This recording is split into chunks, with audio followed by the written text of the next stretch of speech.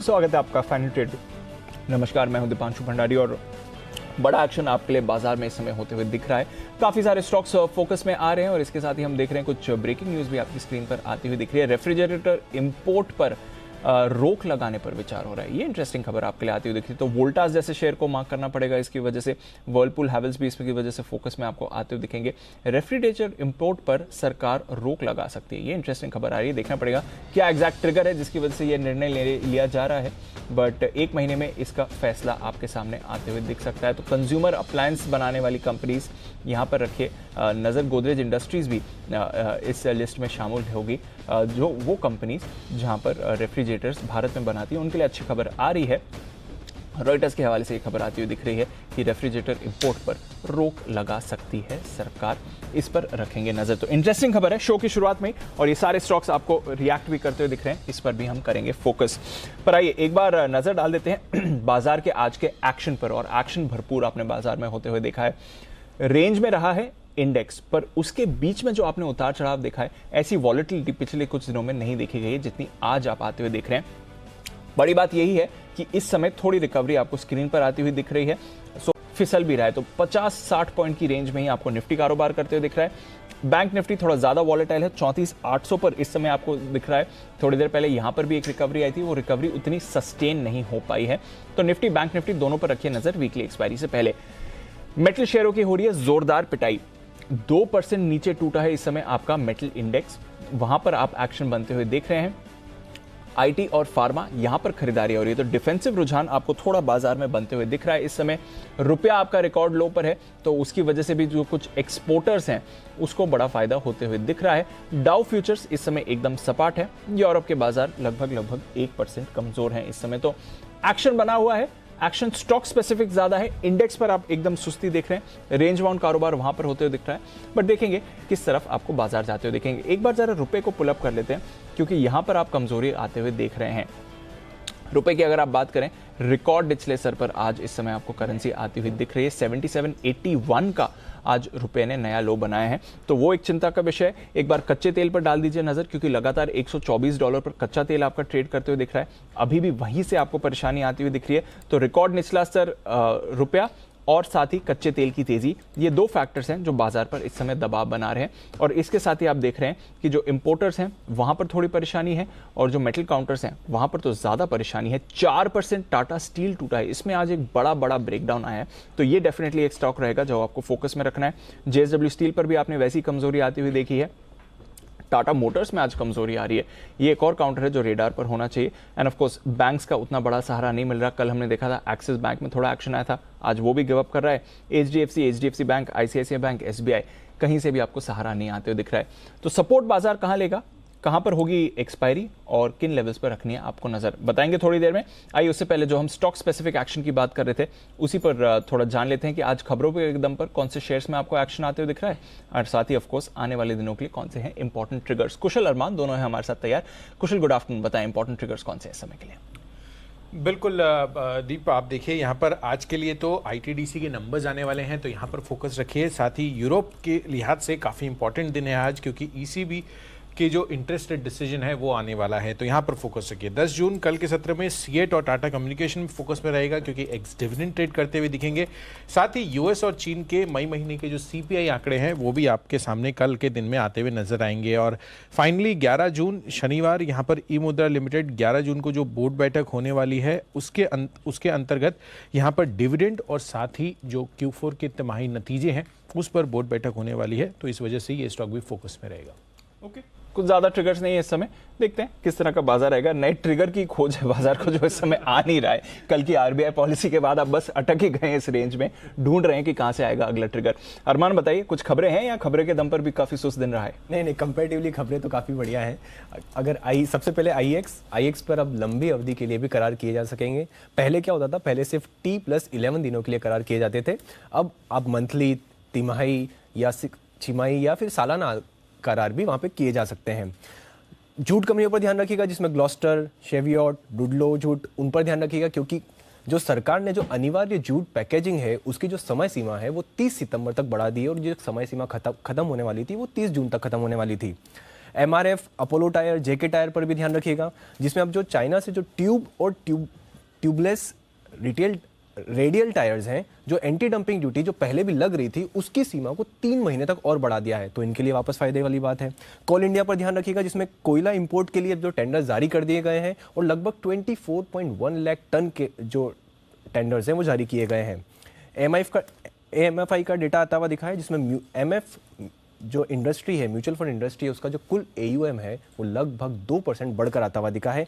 Take Mahindra, इन्होंने एक company के साथ करार किया है और ये डिजिटल ट्रांसफॉर्मेशन के लिए करार किया गया है। और कुछ मेरे पास ब्लॉक डील्स है, जिसमें एम्बेसी ऑफिस रीट, जिसमें लगभग 24 लाख शेयर के कई सौदे किए गए हैं, और चंबल फर्टिलाइजर्स और वेदांता, जिसमें लगभग 7.5 लाख शेयरों के कई सौदे किए गए हैं। तो ये आपके लिए कुछ सौदे, तो बाजार में सौदे तो हो रहे हैं, थोड़े डील्स हो रहे हैं, बट ऑफ कोर्स एक्शन बहुत ही सुस्त है। खबरों के लिहाज से भी बहुत ही डल डे है, और अदरवाइज भी देखें तो कुछ ज़्यादा मूवमेंट इस समय नहीं आ रहा है, बट मूवमेंट आ रहा है स्टॉक स्पेसिफिक, और कई सारे स्टॉक्स पर हमारा फोकस है। आइए चर्चा को आगे बढ़ाते हैं। हमारे सारे एक्सपर्ट्स भी हैं तैयार, राकेश जी, कुणाल जी, बागले साहब, साथ ही हिमांशु जी भी हैं हमारे साथ, सुमित जी भी हैं, और थोड़ी देर में श्रीकांत चौहान साहब भी जुड़ेंगे, और जैन साहब से भी करनी है बातचीत। Whirlpool, Havells, Godrej industries, Blue Star, इन सब काउंटर्स को पुलअप करिए, एंड ऑफ कोर्स वोल्टास, ये कैसे हम भूल सकते हैं, क्योंकि जो अभी अभी खबर आई है। वागले साहब, एक बार वोल्टास का चार्ट देखें सर। खबर ये आ रही है कि 1 महीने के अंदर अंदर सरकार रेफ्रिजरेटर के इंपोर्ट्स पर रोक लगा सकती है। चार्ट क्या कह रहा है सर वोल्टास का? दीपांशु, चार्ट वोल्टास का पॉजिटिव है। मुझे लगता है करंट लेवल पे 991 पे ये 1000 के पार जाना चाहिए। 1005 तक का मेरा व्यू है, कल तक का, और ऑन द डाउन साइड 984 985 का बेस है जो ब्रेक होना नहीं चाहिए। ओके, तो ये है आपके लिए वोल्टास। कुणाल जी, एक बार वर्लपूल भी देखें सर, इस पर भी थोड़ा रिएक्शन आया था।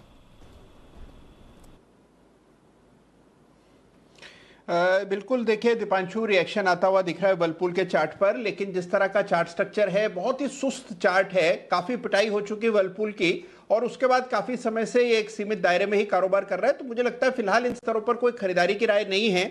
स्टॉक वापस से कुछ ताकत दिखाने लगेगा, मेजर लेवल्स को पार करेगा, 1675 के आसपास रेजिस्टेंस है वो निकाल लेगा, तब फिर खरीदारी के बारे में सोचेंगे। फिलहाल मुझे लगता है वेट एंड वॉच करें, बेहतर रहेगा। तो ये है आपके लिए वर्लपूल पर रखें नजर, हैवेल्स पर भी रखनी है नजर। इन्फोसिस के लिए भी कंपनी आ रही है, जर्मनी की कंपनी टीके एलिवेटर के साथ 7 साल के लिए इन्होंने करार किया है। AI आधारित हेल्प डेस्क के लिए ये करार किया गया है। तो लंबी ड्यूरेशन का ऑर्डर है, 7 साल का ऑर्डर है। क्या ऑर्डर साइज है, ये कोशिश करने की, ये ढूंढने की कोशिश करेंगे कि एग्जैक्टली क्या ऑर्डर वैल्यू है ये, बट एक ऑर्डर आते हुए दिख रहा है इन्फोसिस के लिए। तो ये भी एक काउंटर है जहां पर आपको रखना है फोकस, और जैसे मैं कह रहा हूँ थोड़ा डिफेंसिव रुझान इस समय बाजार का बना हुआ है।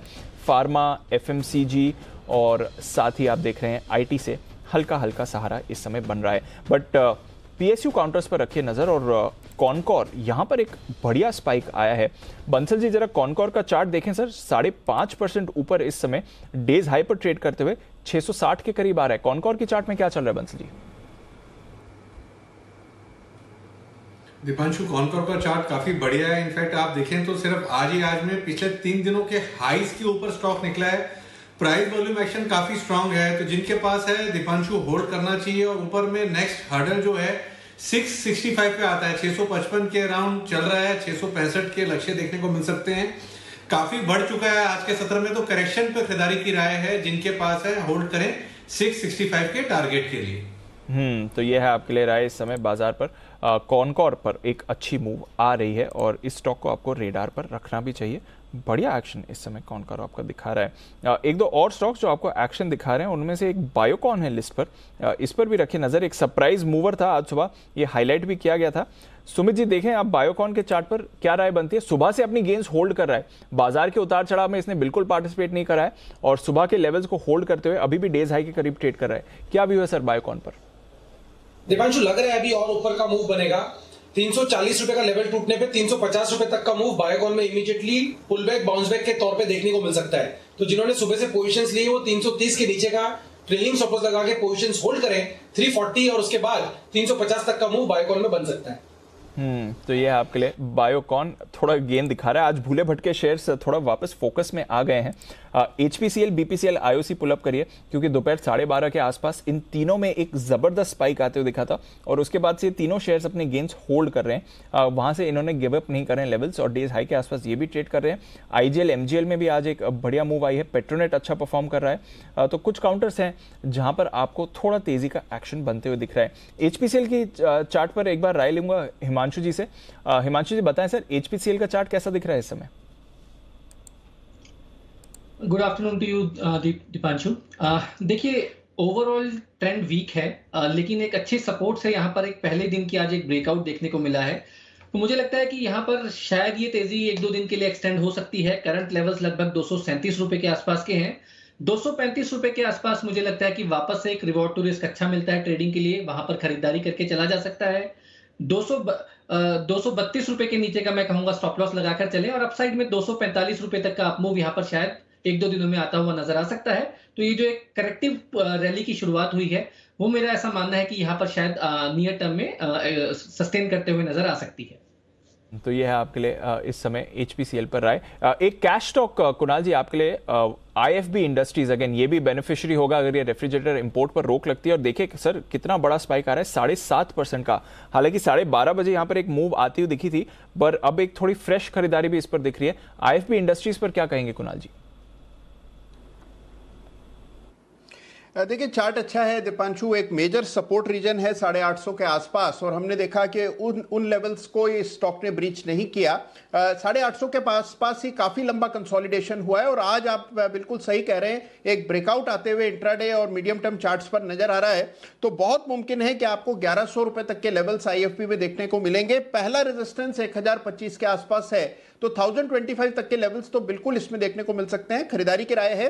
आज एक स्टॉप लॉस रखें, थोड़ा लिबरल स्टॉप लॉस 850 के नीचे रखना चाहिए, जो कि सपोर्ट का स्तर है, और 1050 के टारगेट से बाय करने की राय। तो ये है आपके लिए IFB इंडस्ट्रीज, जिस पर रखनी है नजर। आइए जैन साहब भी हैं हमारे साथ तैयार, और जैन साहब से इस खबर के बारे में तो थोड़ी राय लेते हैं। जैन साहब, खबर ये आ रही है रॉयटर्स की तरफ से कि भारत में रेफ्रिजरेटर इंपोर्ट्स पर रोक लग सकती है, यानी कि आपके जो डोमेस्टिक मैन्युफैक्चरर्स हैं उनके लिए बड़ा फायदा हो सकता है। IFB में एक स्पाइक देखा सर, वोल्टास में मूव आ रहा था, बाकी जो कंज्यूमर अप्लायंसेज हैं हैवेल्स, वर्लपूल में भी एक्शन दिखा। कैसे समझेंगे सर इस खबर को? सारे स्टॉक्स देखिए अच्छे खासे करेक्टेड भी है, और अगर कहीं भी रूरल इनकम, कल जैसे कि हम क्रेडिट पॉलिसी में भी सुन रहे थे, रूरल इनकम को लेकर भी गवर्नर साहब कुछ पॉजिटिव चीजें बता रहे थे। तो ओवरऑल देखिए ये सेक्टर तो अच्छा है, और सबसे बढ़िया बात है कि बहुत बड़ा करेक्शन देखिए, आप वर्लपूल हो या वोल्टास हो, सारे स्टॉक्स में देखने को मिला। और FMEG वैसे देखिए वैल्यूएशन के लिहाज से ये महंगे चलते हैं, बट फिर भी मुझे इस पूरे सेक्टर में वर्लपूल पे ध्यान देना ज्यादा समझदारी लगती है, वहां पे ध्यान दे। बाकी सारे स्टॉक्स में आज जो उछाल है ठीक है। So this is a positive news, और इंपोर्ट पे अगर रोक लगती है तो सर्टेनली डोमेस्टिक इंडस्ट्री को तो फायदा मिलेगा ही, बट सरकार वैसे भी देखिए मैन्युफैक्चरिंग को लेकर बहुत एग्रेसिवली मेजर्स ले रही है, PLIs और सारी चीजें। So I am happy with Whirlpool and even IFB industries को मैंने IFB agro sector company group company को रेकमेंड भी किया हुआ है, बट फिर भी Whirlpool is the top pick. तो वर्लपूल होगी टॉप पिक जैन साहब की तरफ से, इस पर रखी नजर। बट IFB इंडस्ट्रीज डेफिनेटली इस समय का स्टार है, 9% ऊपर आपको ये काउंटर आते हुए दिख रहा है, तो एक्शन वहां पर आपको ज्यादा बनते हुए दिखेगा। 9% हो गया IFB इंडस्ट्रीज इस समय। कुछ और स्टॉक्स जहां पर एक्शन है, ICICI प्रू, ये भी काफी मजबूत लग रहा है। हिमांशु जी एक बार जरा चार्ट देखें। ICICI प्रू पिछले कुछ दिनों से इंश्योरेंस स्टॉक्स में एक्शन बना है। ICICI, HDFC लाइफ और SBI लाइफ तीनों ही मूवमेंट दिखा रहे हैं। फिलहाल डेज हाई पर ICICI प्रू, क्या राय देंगे हिमांशु जी? दीपांशु जी, एक बहुत ही शानदार ब्रेकआउट 535 रुपए के ऊपर स्टॉक में आया था पिछले कुछ दिनों पहले, वहीं पर मैंने इसमें खरीदारी की राय भी दी थी, और उसके बाद लगातार हमने देखा कि ये स्टॉक एक अच्छी तेजी में टिका हुआ है। मुझे लगता है कि ये स्टॉक इवेंचुअली जो नियर टर्म में जो इसका इमीडिएट टारगेट है वो 575 से 580 रुपए तक का है। तो जिनके पास तेजी की पोजीशन है बने रहें, फ्रेश खरीदारी भी की जा सकती है।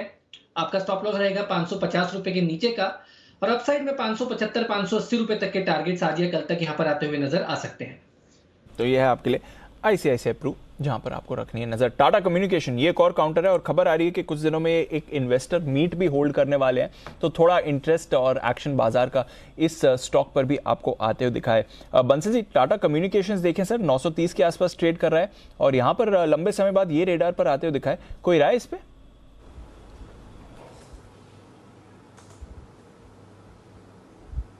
दीपांशु, इस पे देखिए तो जब इसके नतीजे आए थे तो स्टॉक तब से कंटिन्यूसली डाउन ट्रेंड के अंदर है और आज एक बुलिश कैंडल बन रही है। कल के हाइस के ऊपर निकल चुका है और डे बिफोर यस्टरडे के हाइस को टेस्ट करने की कगार पर है। स्ट्रक्चर पॉजिटिव है, तो काफी लोग दीपांशु यहाँ इसको लेके फंसे हुए हैं और एक चीज लग रही है कि एक टेम्परेरी बॉटम तो लग चुका है यहाँ पर अराउंड 920 के अराउंड एक टेम्परेरी बॉटम लग चुका है, डबल बॉटम लग चुका है यहाँ पर। तो जिन लोगों ने दीपांशु ऊपर लिया हुआ है तो उनको यहाँ पर एवरेजिंग की राय है और एवरेज करके बाय एंड होल्ड करने की राय होगी। तो अब दोबारा रेडार पर आ रहा है, एक तो ट्रेड में भी ये मूवमेंट दिखा रहा है और इसके साथ ही हम देख रहे हैं कि इन्वेस्टर मीट भी करने वाले हैं, तो थोड़ा वहां से भी इस काउंटर पर फोकस वापस बनते हुए दिख रहा है। By the way, Godrej industries अब फाइनली रिएक्ट कर रहा है। अभी तक इसने खबर पर रिएक्ट नहीं किया था, बाजार भूल गया था। अप्लायंसेस की बात करें तो गोदरेज इंडस्ट्रीज भी आपके फोकस में होना चाहिए। अब स्टॉक पर आपको एक मूव आती हुई दिख रही है, एक स्पाइक आए, देखते हैं। रेडार पर रखिए, ये आपके लिए एक और काउंटर है, बट रेडार पर है oil and gas shares, specially gas और गैस से जुड़े काउंटर्स, क्योंकि एक बड़ी खबर हुई है जिसकी वजह से आज सुबह अगर आप देखें तो कमोडिटी बाजार में भी काफी भारी उतार चढ़ाव बना हुआ था और वो है नेचुरल गैस को लेकर। हमारे बाजारों में हमने 7% गिरावट देखी नेचुरल गैस के दामों में, अभी भी 5.5% नीचे ही है। क्या हुआ है स्पेस में, आइए समझते हैं वरुण के साथ। वरुण बताइए, क्यों है फोकस में जो ये गैस काउंटर से स्पेशली नेचुरल गैस को लेकर आज क्या हुआ है? डेफिनेटली दीप, तो बेसिकली हुआ ये है ना कि नेचुरल गैस और एलएनजी खासकर ये जो प्रोडक्ट है इनको लेके यूएस में बड़ा डेवलपमेंट हुआ है। वहाँ पे फ्रीपोर्ट एलएनजी जो है उसके प्रोसेसिंग यूनिट में बेसिकली आग लग गई। अब हुआ क्या कि आग लग गई, उसके बाद कोई जान माल का बड़ा नुकसान तो नहीं हुआ अब तक जो रिपोर्टेड है, लेकिन इसके चलते वो जो यूनिट है बेसिकली फ्रीपोर्ट एलएनजी का उसको करीब 3 हफ्तों के लिए बंद रखना पड़ेगा। और ये सबसे बड़ी दिक्कत की बात है। क्यों? क्योंकि यूएस की कुल एलएनजी प्रोसेसिंग जो है उसमें 20% के आसपास की प्रोसेसिंग जो है वो केवल ये फ्रीपोर्ट एलएनजी की प्रोसेसिंग यूनिट करती थी।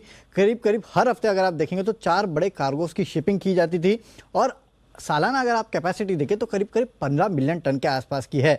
और 3 हफ्ते अगर इसको बंद रखा जाएगा तो करीब 1 मिलियन टन के आसपास के एलएनजी का नुकसान जो है वो हो सकता है। इसके चलते माना जा रहा है कि ग्लोबली जो है एलएनजी की कीमतें जो है उसमें अच्छी खासी बढ़ोतरी आपको देखने मिल सकती है। हालांकि एलएनजी जो बनता है वो नेचुरल गैस से बनता है, तो जाहिर सी बात है अगर इसका यूनिट बंद रहेगा तो नेचुरल गैस की खपत कम होगी।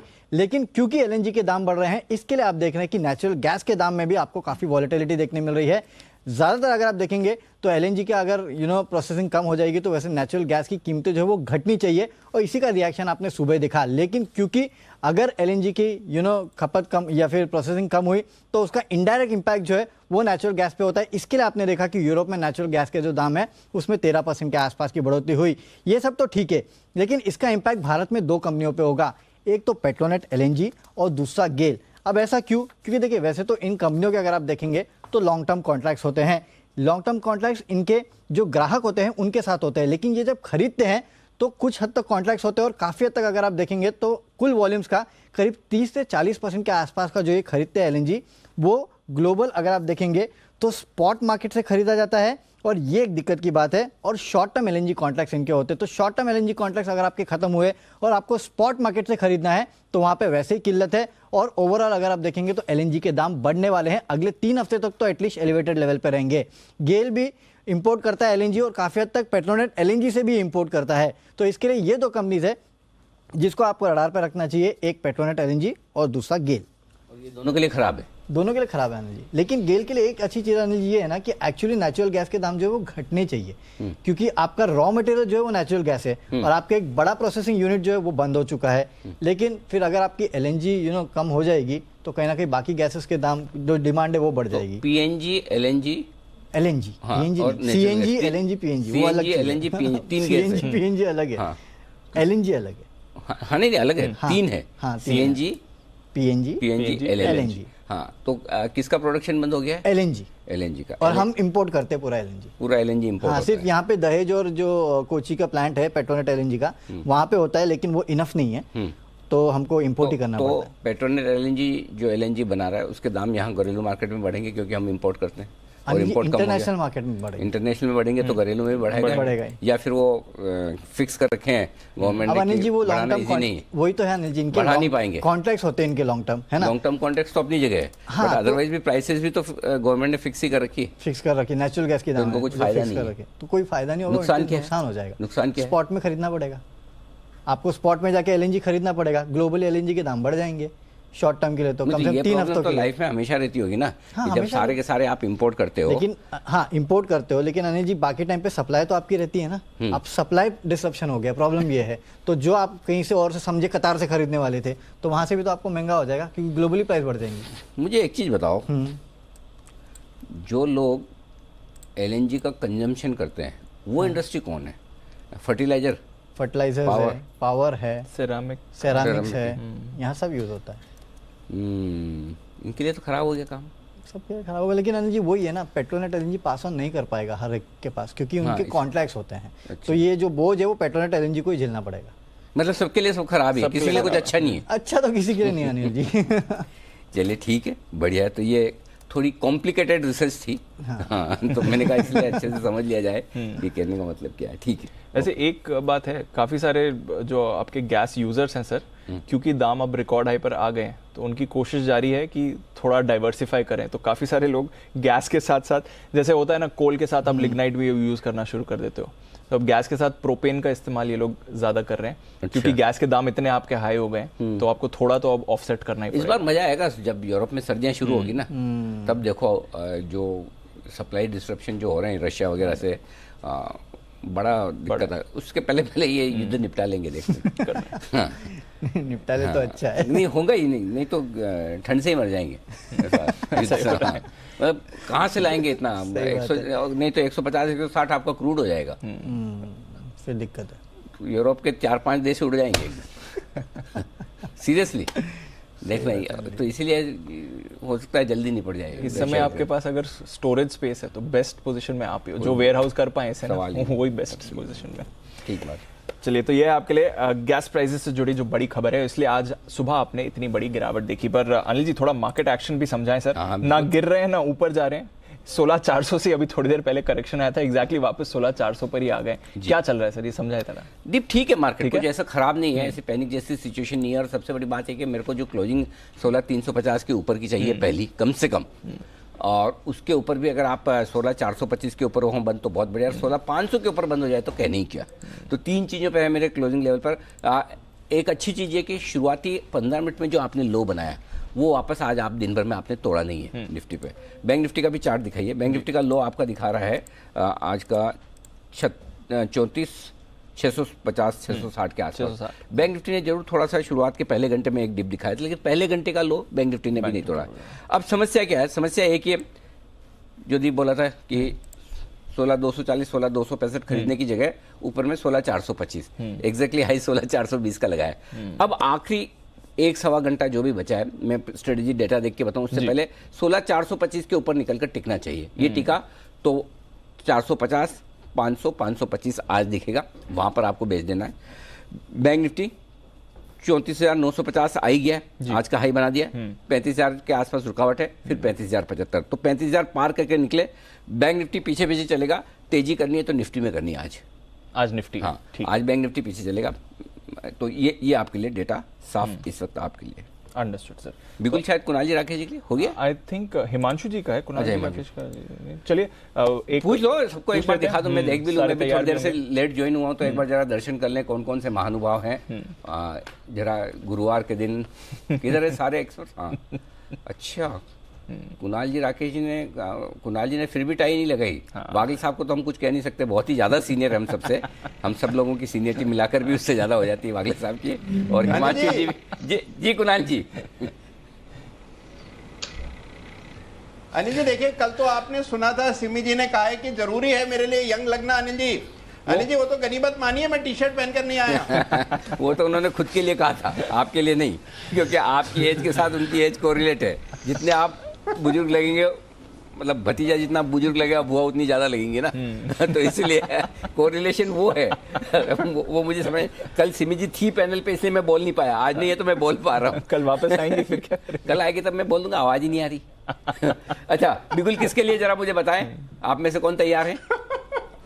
अच्छा हिमांशु जी, हमारे लिए। ओके चलिए, फास्टेस्ट फिंगर फर्स्ट में हिमांशु जी आगे निकले। बंसल जी थोड़ा अलर्ट रहा करें, ध्यान रखें, जल्दी से हाथ खड़ा करें। पहले हिमांशु जी ने कर दिया, आप पीछे रह गए। तीनों में सबसे लास्ट में आपने बोला है। चलो बिल्कुल पहले हिमांशु जी के लिए।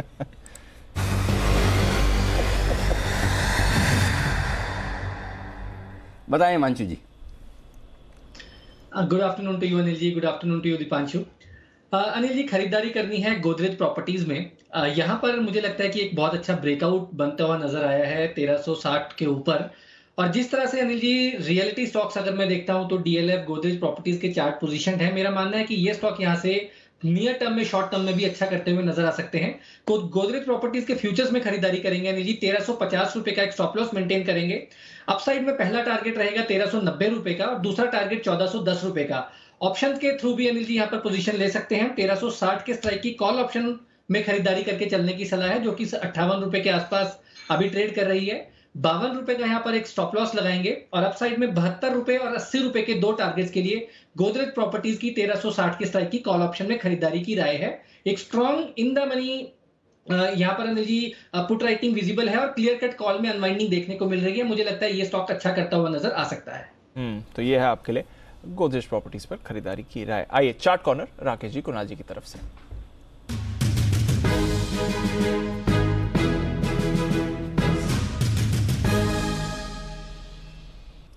बताएं सर। दीपांशु, हमारा चार्ट कॉर्नर पिक है bank of Baroda. Bank of Baroda में खरीदारी की राय है। टेक्निकली देखें तो स्ट्रक्चर काफी अच्छा है, एक पॉजिटिव क्रॉसओवर देखने को मिला है और स्टॉक कल के हाइस के ऊपर निकलने के लिए अटेम्प्ट करेगा। पीएसयू बैंक्स में देखें तो स्ट्रॉन्गेस्ट टेक्निकल स्ट्रक्चर है। ओवर टू कुणाल जी। अनिल जी देखिए, लगातार bank of Baroda out perform कर रहा है। अनिल जी, अगर आपके पास फैसिलिटी है बैंक निफ्टी और बैंक ऑफ बड़ौदा दोनों के पिछले 4 दिन के चार्ट्स एक साथ दिखाने की, तो प्लीज दिखाइए। तो आप देखेंगे कि बैंक ऑफ बड़ौदा पिछले 4 दिनों में लगातार तेजी दिखा रहा है और उसके मुकाबले बैंक निफ्टी लगातार नीचे जा रहा है। तो एक आउट परफॉर्मेंस देखने को मिल रही है। पीछे एक डबल बॉटम पैटर्न भी बना था, ब्रेकआउट आता हुआ दिख रहा है। तो हमारी खरीदारी की राय है बैंक ऑफ बड़ौदा पर। यहां पर एक स्टॉप लॉस रखना चाहिए 103 रुपए पर, 103 पर, 1.5 रुपया नीचे स्टॉप लॉस रखकर बाय करें। पहला टारगेट होगा 107 रुपए 50 पैसे का, इवेंचुअल टारगेट 111 रुपए का। तो 111 के टारगेट के लिए बैंक ऑफ बड़ौदा में खरीदारी करें। का टारगेट ये है खरीदारी करने की राय बैंक ऑफ बड़ौदा में आपके लिए मजबूत है ये बैंक, और यहाँ पर खरीदारी करके चले। 107.50 का एक छोटा टारगेट भी रख सकते हैं इन बिटवीन, और 103 स्टॉप लॉस। एक 103 का स्टॉप लॉस फिर से बताइए सर कुणाल जी। अरे कैश मार्केट का लेवल है नहीं, अरे प्रभु, कैश मार्केट। अरे भाई साहब, जब भी फ्यूचर और कैश में बड़ा फर्क हो तो प्लीज आप सब लोग स्पेसिफाई करें, बताया करें कि कौन सा वाले लेवल दे रहे हैं। नहीं तो क्या है, वो किसी ने स्क्रीनशॉट निकाल के डाल दिया ना, तो कुणाल जी, राकेश जी, बेइज्जती खराब हो जाएगी आपकी। अनिल जी हाँ अनिल जी देखिए, मैंने कहा था 1.5 रुपया नीचे स्टॉप लॉस रखना है। हाँ। तो अगर फ्यूचर में बाय कर रहे हैं तो 1.5 रुपया नीचे 100 रुपए पर स्टॉप लॉस रखें। नहीं वो तो ठीक है, हमारे जो प्रोड्यूसर सेलेक्ट कर रहा है हॉट बोर्ड, उसको तो पता होना चाहिए कैश का लेना है या फ्यूचर का। तो जब भी अगर कैश और फ्यूचर में भाव में ज्यादा फर्क चल रहा हो, एक तो नॉर्मल प्रीमियम जो फर्क चल रहा हो वो तो ठीक है, ज्यादा फर्क हो तो प्लीज स्पेसिफाई कर दें कि आप कौन से लेवल बता रहे हैं। और स्पेशली अभी ये डिविडेंड के सीजन में बहुत सारे स्टॉक्स में फर्क चल रहा है। तो ये बैंक ऑफ बड़ौदा के कैश मार्केट के लेवल हैं जो 105 के आसपास चल रहे हैं। 103 का 2 रुपए नीचे स्टॉप लॉस, 111 और 107.50 111 के टारगेट के लिए। आइए बढ़ते आगे। कुणाल जी, आपने एक तो काफी इंग्लिश पढ़ी हुई है, ऐसा हम लोग मानते हैं और स्वीकार भी करते हैं। वैसे तो जैन साहब ने भी मुंबई में ही ग्रेजुएशन की है, बिल्कुल। तो इंग्लिश के मामले में जैन साहब भी ऑब्जेक्शन लेंगे, खाली उनका नाम क्यों ले रहे हो, हमारा क्यों नहीं। फर्क इतना ही, जैन साहब ये विदेश में पढ़ के आए हैं। आपने वो एक कहावत सुनी कि too good to fail, too big to fail. Fail तो सुना है, too big to fail, too big to fail. हाँ, अरे टू गुड टू बिलीव है, sorry, too good to believe है, टू बिग टू फेल। देखो हमने नहीं पढ़ी, हमारा फर्क दिख गया आपको। हाँ हाँ, उसका मतलब क्या है? टू बिग टू फेल तो यानी जी कोई संस्था इतनी बड़ी हो जाए कि अगर वो फेल हो जाए, हाँ, तो अनिल जी सब कुछ तबाह हो जाता है, इसलिए उसको सब मिलकर बचाते हैं अनिल जी, चाहे उसने लाख गलतियां की हों। अच्छा, ऐसा? चलिए देखते हैं। पीएनबी बैंक है। हाँ जी अनिल जी। अच्छा, कुणाल जो जैन साहब जो बोल रहे सही है? चलिए, आप दोनों जो बोल रहे हैं वो सही है कि नहीं है, जरा इस पे गौर फरमाया जाए। और आपके सामने हम रखते हैं एक बड़ी और एक्सक्लूसिव खबर इसी पर, टू बिग टू फेल। कौन है वो टू बिग टू फेल और इस पर क्या बड़ा एक्शन होने जा रहा है, जानते हैं। एक बड़ी और एक्सक्लूसिव खबर लेकर आए हैं हमारे सहयोगी ब्रजेश कुमार, जो सारे सेबी से जुड़े हुए, एक्सचेंजेस से जुड़े हुए, ब्रोकरेज से जुड़े हुए सारे मामलों पर बड़ी पैनी नजर रखते हैं। ब्रजेश, ये क्या मामला है टू बिग टू फेल? दरअसल मामला ये है कि अभी तक आपने सुना होगा कि systematically important banks, systematically important NBFCs, right, ये आरबीआई कैटेगराइज करता है। करेक्ट। यानी ये इतने बड़े हो गए हैं साइज में कि इनको कुछ नहीं होने देना है, इसलिए इनकी हिफाजत ज्यादा करनी है। करेक्ट। क्योंकि अगर इनको कुछ हो गया तो ये इतने इंटरकनेक्टेड हैं कि ये बहुत बड़े पैमाने पर तबाही फैला सकते हैं सिस्टम में।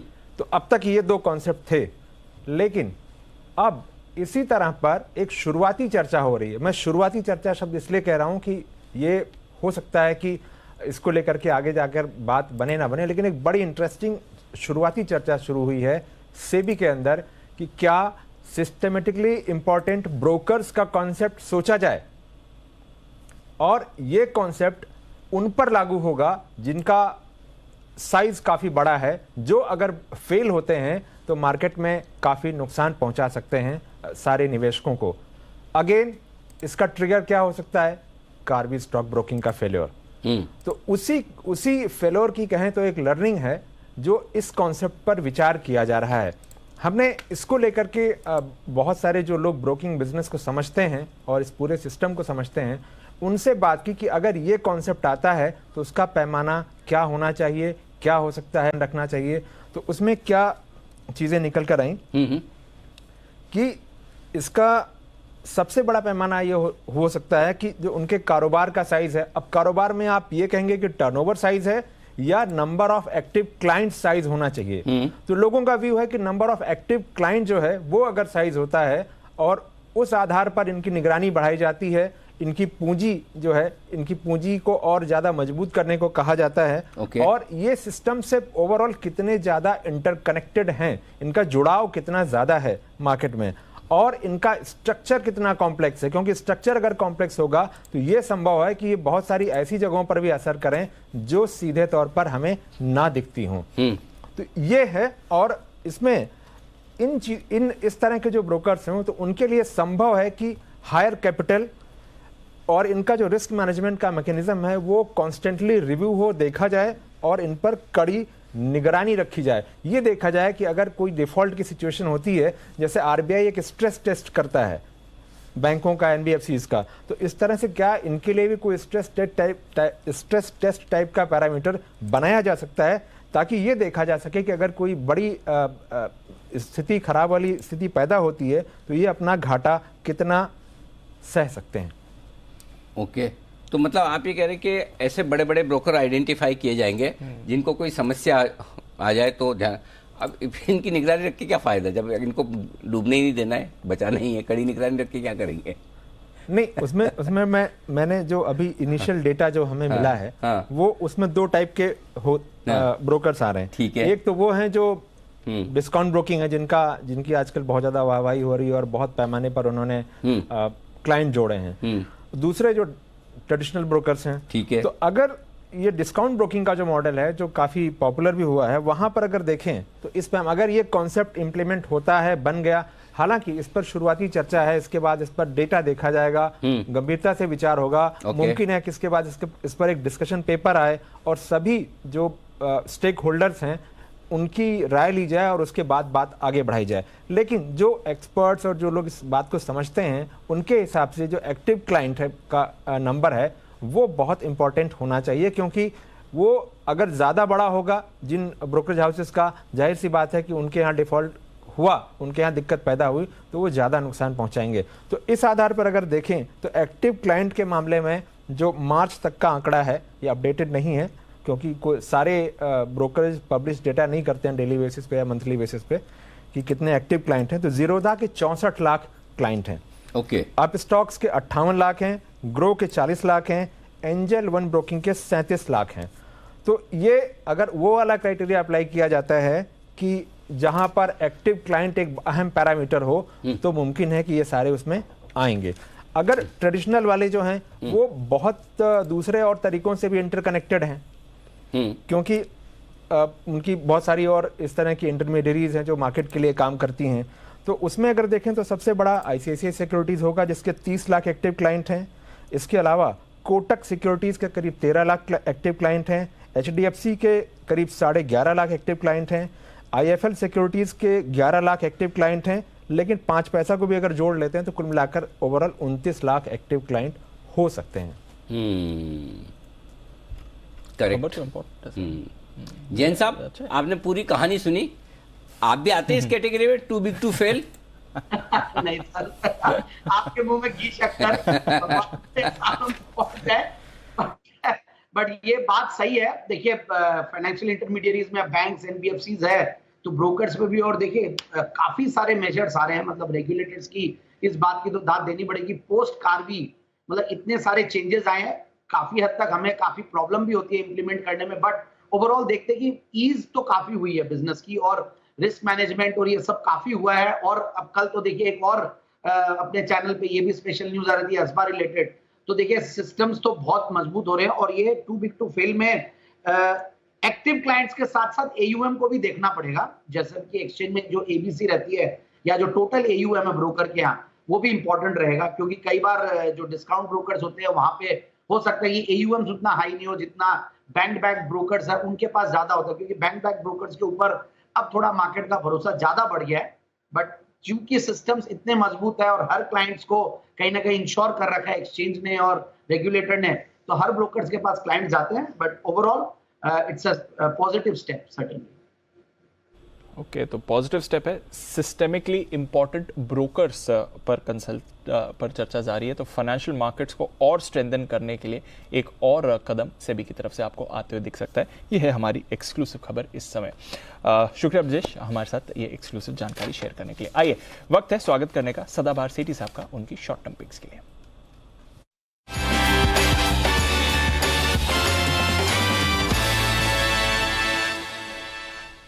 जी सेठी साहब बताएं सर, आज क्या इरादा है? दोनों बाय कॉल? या good afternoon Anil ji, good afternoon Deepanshu. Anil जी बिल्कुल 2 बाई कॉल है। कैश मार्केट के 2 स्टॉक्स है जिनमें खरीदारी करने की सलाह। बताएं सर। पहला अनिल जी, जो आज का पहला स्टॉक है, स्टॉक का नाम है Sterling and Wilson Renewable Energy, जो SW सोलर के नाम से एनएससी में टिकर है। 326 के लेवल पे अभी स्टॉक ट्रेड कर रहा है।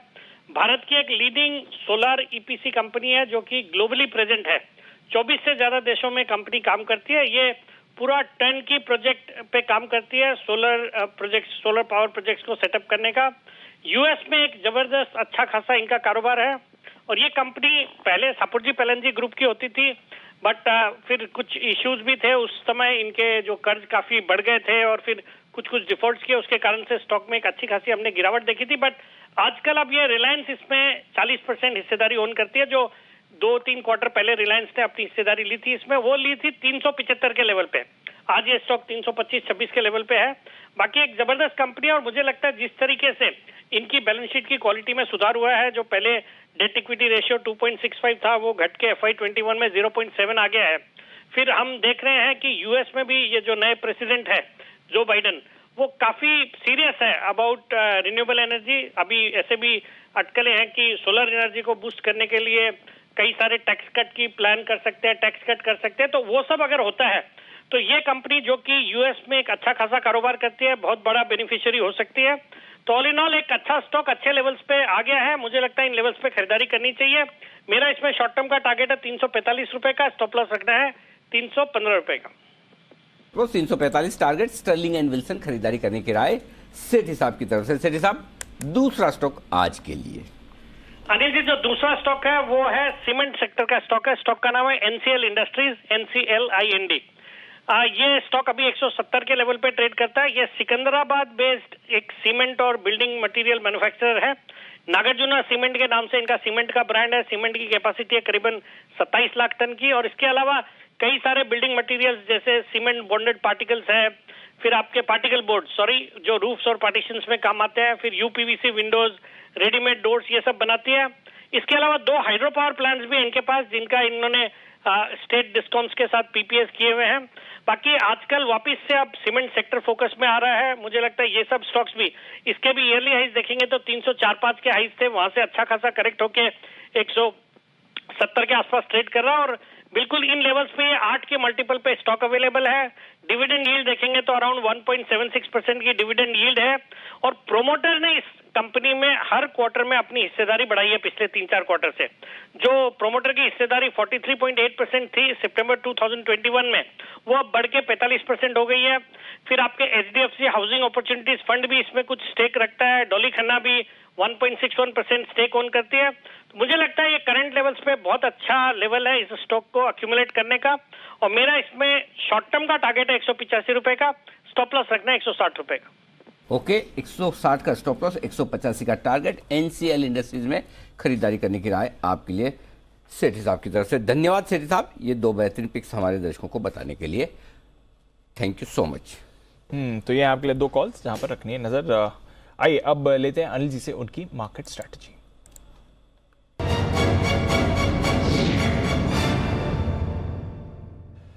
सर डाउ फ्यूचर्स देखिए, जबरदस्त मूव यहां पर आई है। जो सुबह हम एकदम सपाट था, कोई मूव नहीं कर रहा था, अब सेकंड हाफ में या हमारे सेकंड हाफ में यहां पर एक्शन बनते हुए दिख रहा है। तो आज शाम अमेरिकी बाजार खुलने से पहले अब फ्यूचर्स उनके एक्शन में आ रहे हैं। 125 अंक ऊपर डाउ फ्यूचर्स है, 0.5% की तेजी आपको नास्डैक फ्यूचर्स दिखा रहा है। भरपूर वॉलेटिलिटी वैसे अमेरिका के बाजारों में रही है। बाकी बाजारों की बात करें तो यूरोप के बाजार भी निचले स्तर से रिकवर होते हुए दिख रहे हैं। अभी भी आपको लाल निशान में दिखेंगे, बट निचले स्तरों से यहां पर आ रही है रिकवरी। आज शाम ऑफकोर्स ईसीबी की पॉलिसी है, उनके पॉलिसी और कमेंट्री दोनों पर हमारी नजर रहेगी। एशिया के बाजार भी थोड़े सुस्त रहे, तो वैसे बाकी ग्लोबल बाजारों को देखें तो हमारे बाजार उतने खराब नहीं है सर इस समय, थोड़े मिले जुले ऑफकोर्स हैं, बट निफ्टी आ रहा है 16,430 के लेवल पर। क्या राय है इस समय? क्या राय है?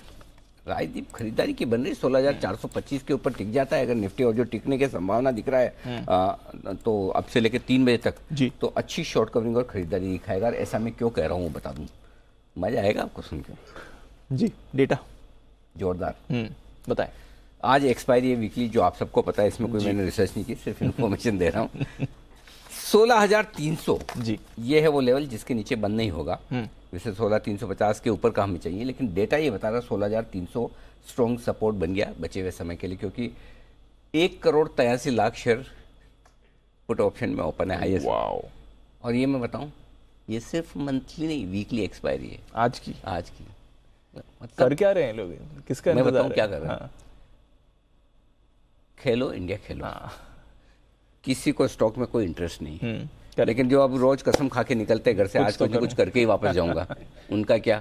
क्राइम मास्टर है ना। हाँ, मतलब अब करना ही है, टाइम पास तो करना है। स्टॉक कोई समझ में आता नहीं है, जो ले लो वापस बिकता नहीं, जो बेच दो वापस नीचे आता नहीं, मतलब कोई भी तरफ करो।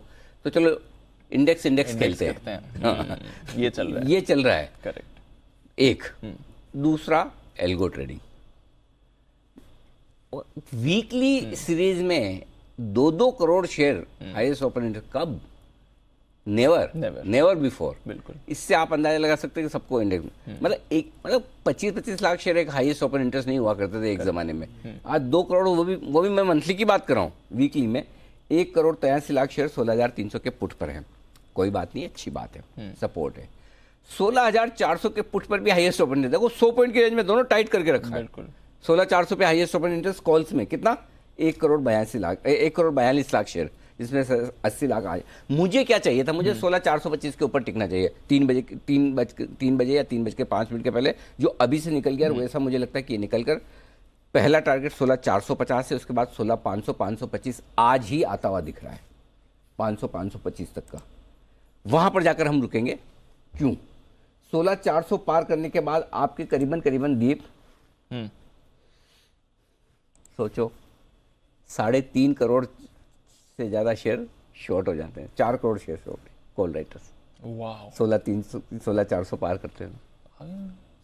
16,300 पे 75 lakh share, 16,350 70 lakh share, 16,400 1,42,00,000 share. क्या कॉल राइटर्स है।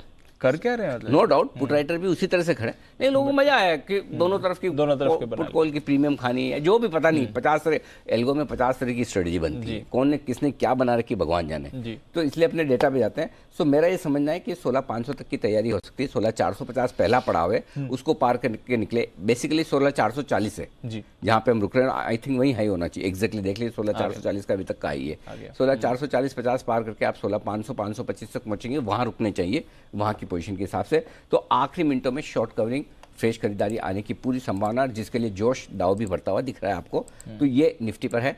और आपका स्टॉप लॉस 16,350 का होना चाहिए। अगर नेगेटिव बंद होने की कोशिश करें आज क्लोजिंग बेसिस पे तो थैंक यू वेरी मच कर जाएं। 3:05 तक 16,425 बंद रखें, ऊपर रखें, 500-525 के टारगेट के लिए खरीदारी करनी, ये आपके लिए होगी बात निफ्टी की।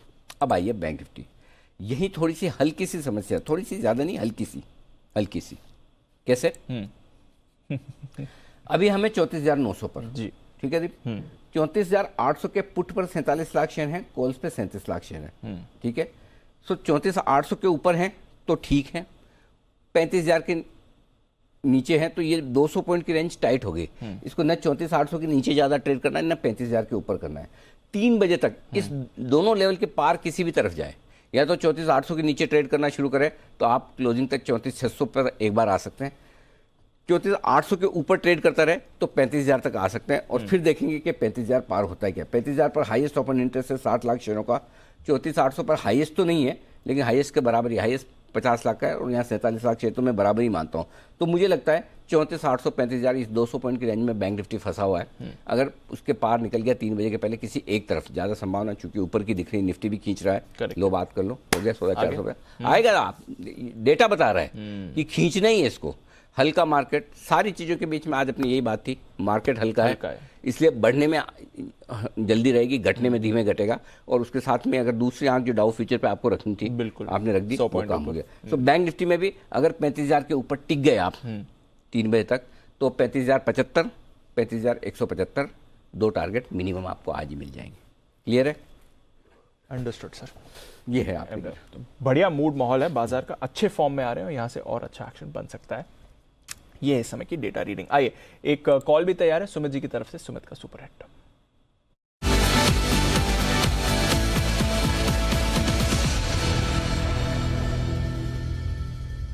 बताएं सुमित जी।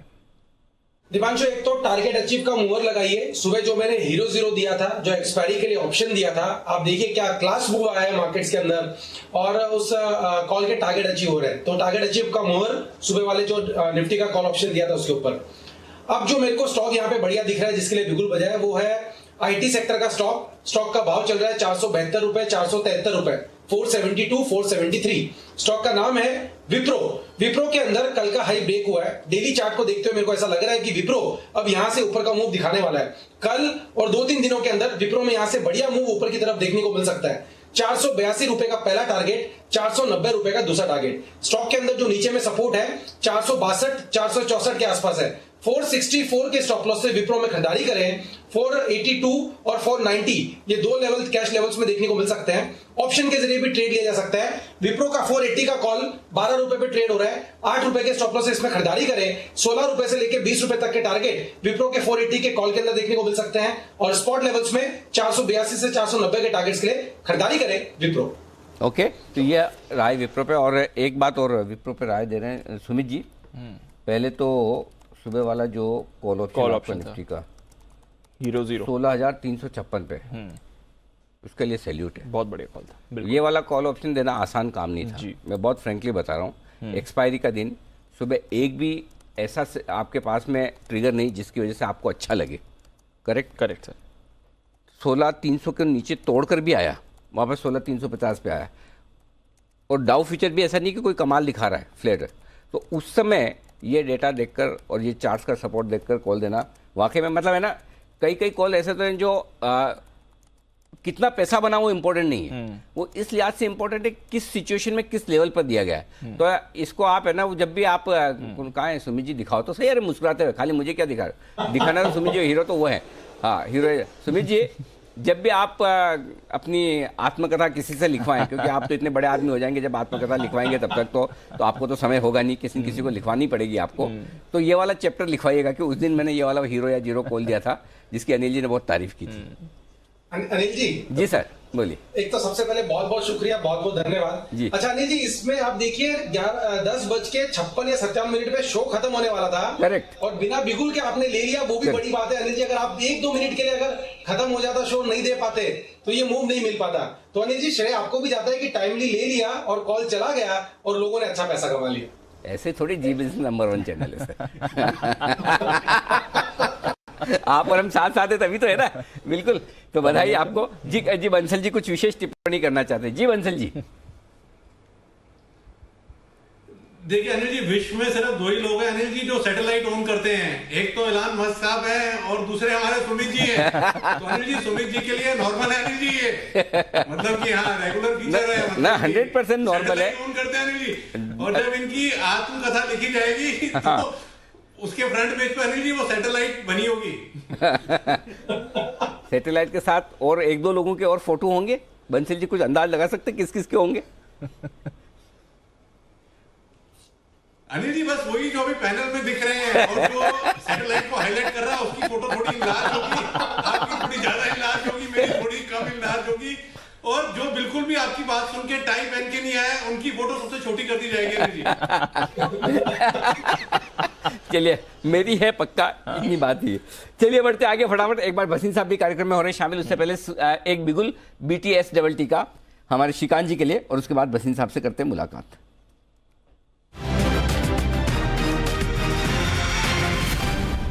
जी श्रीकांत सर बताएं। Good afternoon Anil ji, good afternoon Deepanshu. देखिए, जैसे अनिल जी आपका डेटा बता रहा है कि ये इंडेक्स 16,500 या 525 के लेवल्स शायद आज 3:30 बजे तक भी दिखा सकता है, या तो कल के मॉर्निंग में दिखा सकता है। सिमिलरली टेक्निकली भी अगर आप देखें तो निफ्टी ने 430 के लेवल्स को काफ़ी कन्विंसिंगली क्रॉस किया है, और काफ़ी सारे इंडेक्स हेवीवेट्स में अच्छी तेज़ी बनी है। हमें लगता है कि बिल्कुल टेक्निकली ऑल्सो निफ्टी एक बार 16,500 के लेवल्स आज शायद जाते जाते दिखा सकता है, और इसी वजह से हमें लगता है कि निफ्टी पे लॉन्ग की पोजीशंस बनाए रखें। और साथ ही साथ अगर इंडेक्स में अगर 16,500 525 का अगर टारगेट अगर बन रहा है, तो मुझे लगता है कोई इंडेक्स हेवीवेट्स को लॉन्ग करके चले।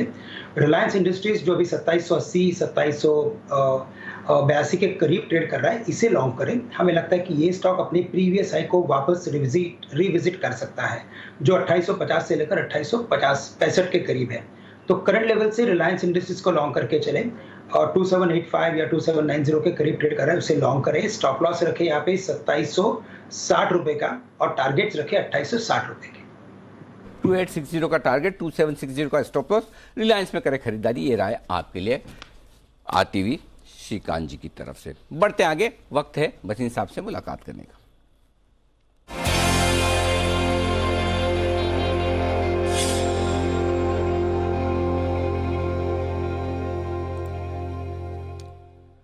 भसीन साहब गुड आफ्टरनून, स्वागत है। थोड़ी जान में जान आई है, हरियाली दिख रही है वापस से। थोड़ा बैंक निफ्टी भी अब लगकर लाल सहरे निशान में आने की कोशिश कर रहा है, वीकली एक्सपायरी मजबूत हो रही है। बताएं सर पहले तो आउटलुक और update. Good afternoon Anil ji. तो आउटलुक आपको अपने बाजार पे रखो नजर। बाहर के बाजार में रोज डाउ फ्यूचर और बॉन्ड यील्ड देखोगे तो ना कमाओगे और ना कमाने दोगे। तो मेरी उनसे गुजारिश है कि अपना पोर्टफोलियो बनाइए। The volatility is your friend if you follow the trend. आज सुबह आप देखिए ना, कल किसी से बेचा नहीं गया और आज किसी से लिया नहीं गया, तो सिर्फ सुमन जी के सुपर हिट और रॉकेट ही काम आएंगे। और इस कारण से इस शेयर बाजार में आपको मौके आते हैं, मौकों का फायदा उठाइए। This market has turned from sell the rallies to buy the dips, and I reiterate 17,000 coming in the next week to 10 days. अब आपके लिए कल सुबह की कॉल भी बता दूं, और आपकी भी 2 कॉल्स हैं जी। सर प्लीज बताएं। देखिए, सुबह आपको सेल दिया था अंबुजा और टाटा स्टील। टाटा स्टील में मैंने 1000 का स्टॉप लॉस दिया था। वो स्टॉप लॉस या तो आप रिवाइज कर लिए, आज का लो 990, आज का सेल ऑफ इज इनऑर्डिनेट, तो आज का स्टॉप लॉस आप 990 रखिए, नहीं तो आपका स्टॉप लॉस हो गया। लेकिन टाटा स्टील का भाव 1075 जरूर जाएगा, क्योंकि 50 रुपए डिविडेंड है। ये फ्यूचर में था। सेल में बने रहिए, 80 का टारगेट, 72 का स्टॉप लॉस। और तीसरा Ambuja is an out performer today, 64 वाला 68.5 है, इसमें आपको 78 से 80 का टारगेट है। अब आपके लिए 2 पिक्स हैं, आप कहे तो मैं शुरू करूं। जी सर प्लीज बताएं। अनिल जी, दोनों दिग्गज शेयर है। सबसे पहले लीजिए इंडियन होटल, 22.5-23 में स्टॉप लॉस ऑफ 217, 230 का टारगेट। इंडियन होटल आपको पता ही है, जिस तरह से पेडिग्री और जिस तरह से रीओपनिंग हो रही है, होटल में कमरा नहीं मिल रहा। 24,000 रुपए ताज की बुकिंग है और कमरा नहीं मिल रहा। दूसरा pick Siemens, the best power play, 2350-60 में लीजिए। 2275 का स्टॉप लॉस। इसका भाव आपको 2500 से 2525 दिखता है मुझे। जारी करने की राय, खरीदें इंडियन होटल्स और खरीदें सीमेंस, ये 2 स्टॉक्स पर बुलिश हैं बसिन साहब, यहां पर तेजी करने की राय। बहुत बहुत धन्यवाद सर जोश बढ़ाने के लिए और ये 2 बेहतरीन पिक्स देने के लिए। कल सुबह 9:30 बजे बसिन साहब से हम करेंगे फिर मुलाकात और आइए बढ़ते हैं आगे। और इस बीच तैयार है हमारे साथ हिमांशु जी। पहले उनके लिए एक बिगुल और फिर आ रही है जी बिजनेस की एक्सक्लूसिव रिसर्च।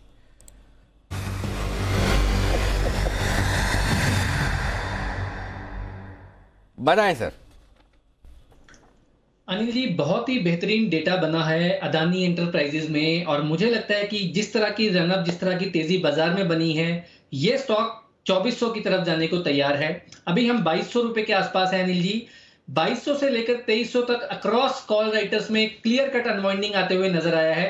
सबसे बड़ी बात on the top of that Anil ji, ये एक ऐसा स्टॉक है जो कि एक नैरो रेंज में पिछले 4-5 दिनों से रुका हुआ है। बाजार में अगर गिरावट आई, उसके बावजूद भी स्टॉक ने अपनी जो रेंज थी उसको नहीं तोड़ा और जैसे ही बाजार में शॉर्ट कवरिंग रैली शुरू हुई है, वापस से 2200 के ऊपर आता हुआ नजर आया है। तो मुझे लगता है अदानी एंटरप्राइजेज में एक जबरदस्त तेजी देखने को मिल सकती है। ऑप्शन के जरिए 2220 के स्ट्राइक का कॉल ऑप्शन हम खरीद कर चलेंगे अनिल जी। यहाँ पर लगभग 88 रुपए के रेवर्ट्स हैं। 10 रुपए का स्टॉप लॉस लगाएंगे, यानी कि 78 रुपए का एक स्टॉप लॉस मेंटेन करेंगे। अपसाइड में टारगेट आएगा, जो पहला टारगेट होगा 110 रुपए का, दूसरा टारगेट 118 रुपए का। ये दोनों ही टारगेट्स मुझे लगता है अनिल जी कल तक आते हुए नजर आ सकते हैं। अदानी एंटरप्राइजेज में खरीदारी करके चलने की सलाह है। ओके, अदानी एंटरप्राइजेज वो स्टॉक जहां पर खरीदारी करने की राय हिमांशु जी की तरफ से आती हुई दिख रही। 2213 के आसपास फ्यूचर्स खरीदिए। हिमांशु जी एक बार जरा स्टॉप लॉस और टारगेट फिर से बताइए, मैंने लिखना रह गया। अनिल जी 2220 के स्ट्राइक की कॉल ऑप्शन खरीदनी है, जो कि अभी थोड़ी ऊपर आ गई है, 92-91 रुपए के आसपास है। 78 रुपए का स्टॉप लॉस मैंने सुझाया था, उसको ट्रेल करके अब 82 रुपीज का स्टॉप लॉस करें। टारगेट, पहला टारगेट रहेगा 108 रुपए का, दूसरा टारगेट 115 रुपए का। Level stop loss target Anil ji futures के, हाँ अदानी एंटरप्राइजेज के फ्यूचर्स का भी एक बार स्टॉप लॉस और टारगेट फिर से बता दे। जी अनिल जी, में लेने के लिए कहा आपने 10 रुपए तो बढ़ गया। एक सेकंड अनिल जी, जरा थोड़ा। अरे खाली कॉल ऑप्शन नहीं लेना क्या, फ्यूचर्स नहीं लेना? नहीं अनिल जी, फ्यूचर्स भी ले सकते हैं। फ्यूचर्स में अनिल जी भाव है इस वक्त 2220 रुपए का। मैंने 2207-8 रुपए के आसपास इसको कवर करना शुरू किया था। इन एनीवेज यहाँ पर अगर फ्यूचर लिया है तो स्टॉप लॉस यहाँ पर अब रहेगा 2190 रुपए का। स्टॉप लॉस को ट्रेल करें। पहला टारगेट 2250 रुपए का, दूसरा टारगेट 2320 रुपए तक का अनिल जी अदानी एंटरप्राइजेज में आता हुआ नजर आ सकता है। Okay perfect. तो ये है आपके लिए अदानी एंटरप्राइजेज के फ्यूचर्स खरीदारी करने की राय हिमांशु जी की तरफ से आती है। आइए बढ़ते आगे और अब वक्त है जी बिजनेस की तरफ से एक और एक्सक्लूसिव रिसर्च का। कुशल गुप्ता हमारे साथ है तैयार बताने के लिए रिसर्च एक स्टॉक पर जो आपके लिए रह सकता है एक्शन में।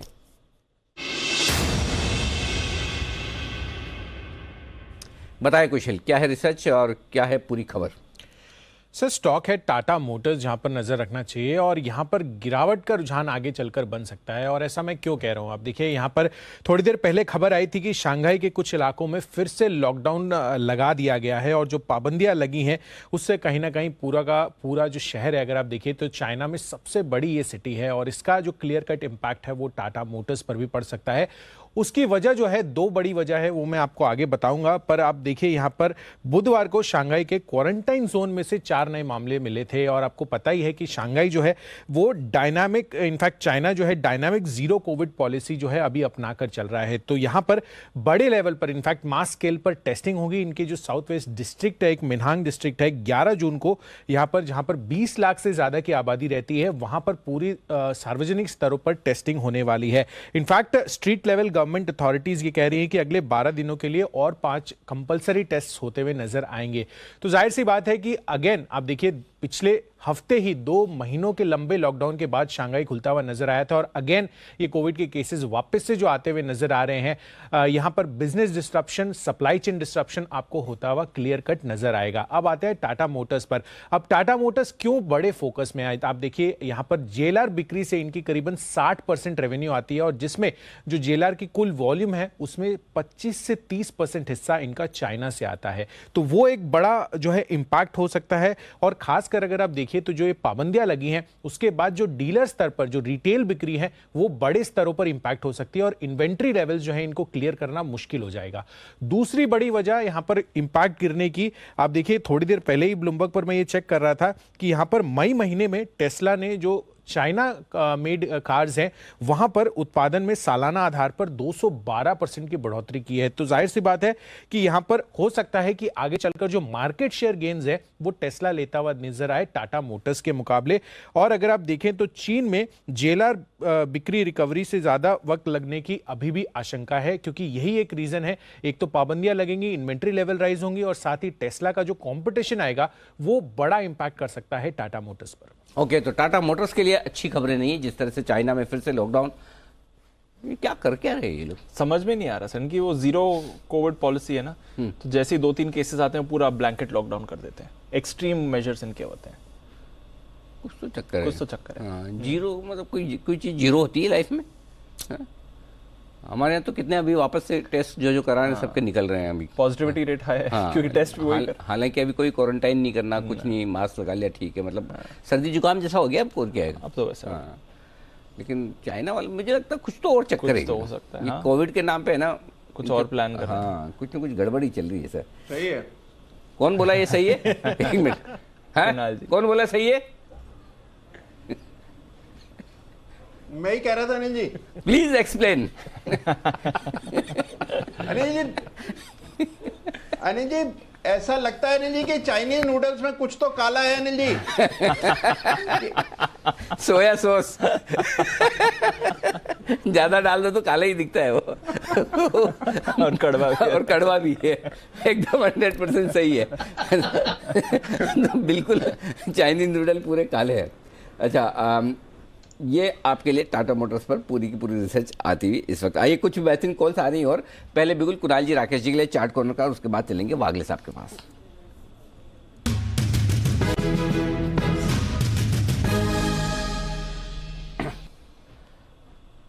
कुणाल जी बताएं सर।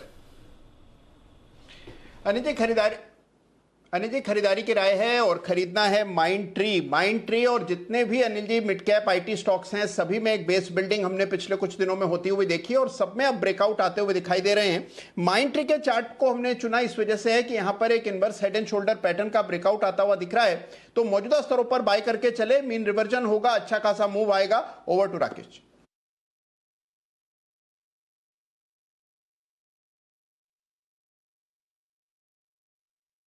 राकेश जी खेल नहीं रहे हैं थोड़ी देर के लिए। राकेश जी ने कहा लेवल आप ही बताइए। अच्छा अनिल जी देखिए, इसमें एक स्टॉप लॉस रखना है 3050 पर, 3050 पर स्टॉप लॉस रख करके बाय करें।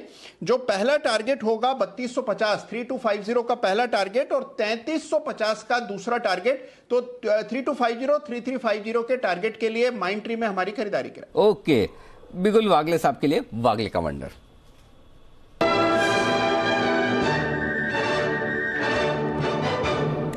जी वागले साहब बताएं सर। जी SBI लाइव BTST लेकर चले, बाय करके चले। 1164 1163 के आसपास का भाव चल रहा है। आपका 1155 का स्टॉप लॉस होना चाहिए। मेरा मानना ये 1185 तक के लेवल्स आपको कल सुबह मिल सकते हैं। लगभग एक 20 रुपए की मूव एक्सपेक्ट कर सकते हैं यहाँ से। ओके, तो SBI लाइफ खरीदारी करें 1155 के स्टॉप लॉस के साथ। ये एक और स्टॉक है। सुमित जी की तरफ भी हम बढ़ेंगे, श्रीकांत जी भी, लेकिन उससे पहले UPL को लेकर एक बड़ी खबर आती दिख रही है। इस खबर को ध्यान में रखिए। इस बीच आपको याद होगा थोड़े समय पहले राइस के ऊपर जो भी पेस्टिसाइड्स और केमिकल्स इस्तेमाल करते हैं उस पर बैन लगा दिया गया है। लेकिन एक जो ये लॉन्च कर रही है UPL, ये जो राइस को लेकर पेस्टिसाइड्स है, तो ये एकमात्र स्प्रे ऐसा है जो अलाउड है। हाँ, तो इसका मतलब है कि UPL के लिए मार्केट थोड़ा बड़ा हो जाता है कंपेरेटिवली। ये है। तो MMAG के माल के साथ मिलकर ये एक लॉन्च किया जा रहा है। MMAG मित्सुई केमिकल्स की सब्सिडी कंपनी है। कुछ इंटरेस्टिंग खबर है, तो ये आपके लिए बड़ी खबर आती हुई दिख रही है यूपीएल को लेकर कि मित्सुई केमिकल एग्रो की सब्सिडी कंपनी है MMAG, इसके साथ मिलकर यूपीएल ने एक पेस्टिसाइड्स लॉन्च किया है, केमिकल लॉन्च किया है, और जिसे राइस की जो फसल है उसके ऊपर स्प्रे किया जाता है। ये है इस वक्त। तो जरा एक बार यूपीएल के चार्ट्स भी देखे जाएं और उसके बाद इसके हम जरा फंडामेंटल राय भी ले लें एक बार जैन साहब से भी। सुमित जी जल्दी से चार्ट्स पर लेवल बता दीजिए। अनिल जी खरीदारी करें, यूपीएल के अंदर बाउंस बैक आ रहा है। यूपीएल कल का हाई ब्रेक कर चुका है और एक करेक्शन के बाद अब वापस से यहाँ से ऊपर का मूव दिखा सकता है। वैसे भी ये काउंटर ओवरऑल बढ़िया ही है, तो नीचे के अंदर इसका जो सपोर्ट है चार्ट्स के ऊपर वो करीब 730 के पास है और 750 के ऊपर क्लोजिंग मिलने पे 775 से 780 रुपए तक के लेवल यूपीएल में देखने को मिल सकते हैं। ओके, तो ये है आपके लिए राय इस वक्त यूपीएल पर तेजी करने की। जैन साहब कैसे देखते हैं आप यूपीएल की इस खबर को? नहीं देखिए, पॉजिटिव न्यूज है, सर्टेनली पॉजिटिव न्यूज है, बट ओवरऑल देखिए मैं यूपीएल को लेकर बहुत ज्यादा पास्ट में भी बुलिश नहीं रहा। हालांकि कोई बहुत ज्यादा सही भी नहीं पड़ा बट बहुत ज्यादा गलत भी नहीं है। बट मुझे ऐसा लगता है कि जो क्वार्टरली रिजल्ट्स आए हैं और जो ये न्यूज है और ओवरऑल जो ग्रुप की पेडिग्री है, इन सबको देखते हुए तो यही लगता है कि जिन्होंने ले रखा वो होल्ड करके रखें। बाकी अपने मूविंग एवरेजेस के आसपास है, अच्छा खासा ऊपर के लेवल से भी करेक्ट हो चुका है। बट जस्ट दैट कि सारे ही अभी एग्री थीम, जिसमें मैं काफी बुलिश रहता हूँ, एग्री थीम भी बहुत ज्यादा अभी चल नहीं रही है। कल भी फर्टिलाइजर स्टॉक्स में 2-3 दिनों से काफी माहौल खराब ही हो रखा है। सो ओवरऑल जिन्होंने ले रखा वो होल्ड करके रखे। फ्रेश खरीदारी के लिए मैं ये कहूंगा कि बहुत ज्यादा एक्सुबरेंस नहीं दिखाएं तो सही रहेगा। ओके, तो ये आपके लिए राय इस वक्त आती हुई जैन साहब के लिए। थोड़ा सा इंतजार करें, बहुत ज़्यादा हड़बड़ी जल्दबाजी ना करें, ऐसा मानना है। आइए बढ़ते आगे और अब वक्त है एक बिगुल का सुमित जी के लिए, सुमित के सुपरहिट।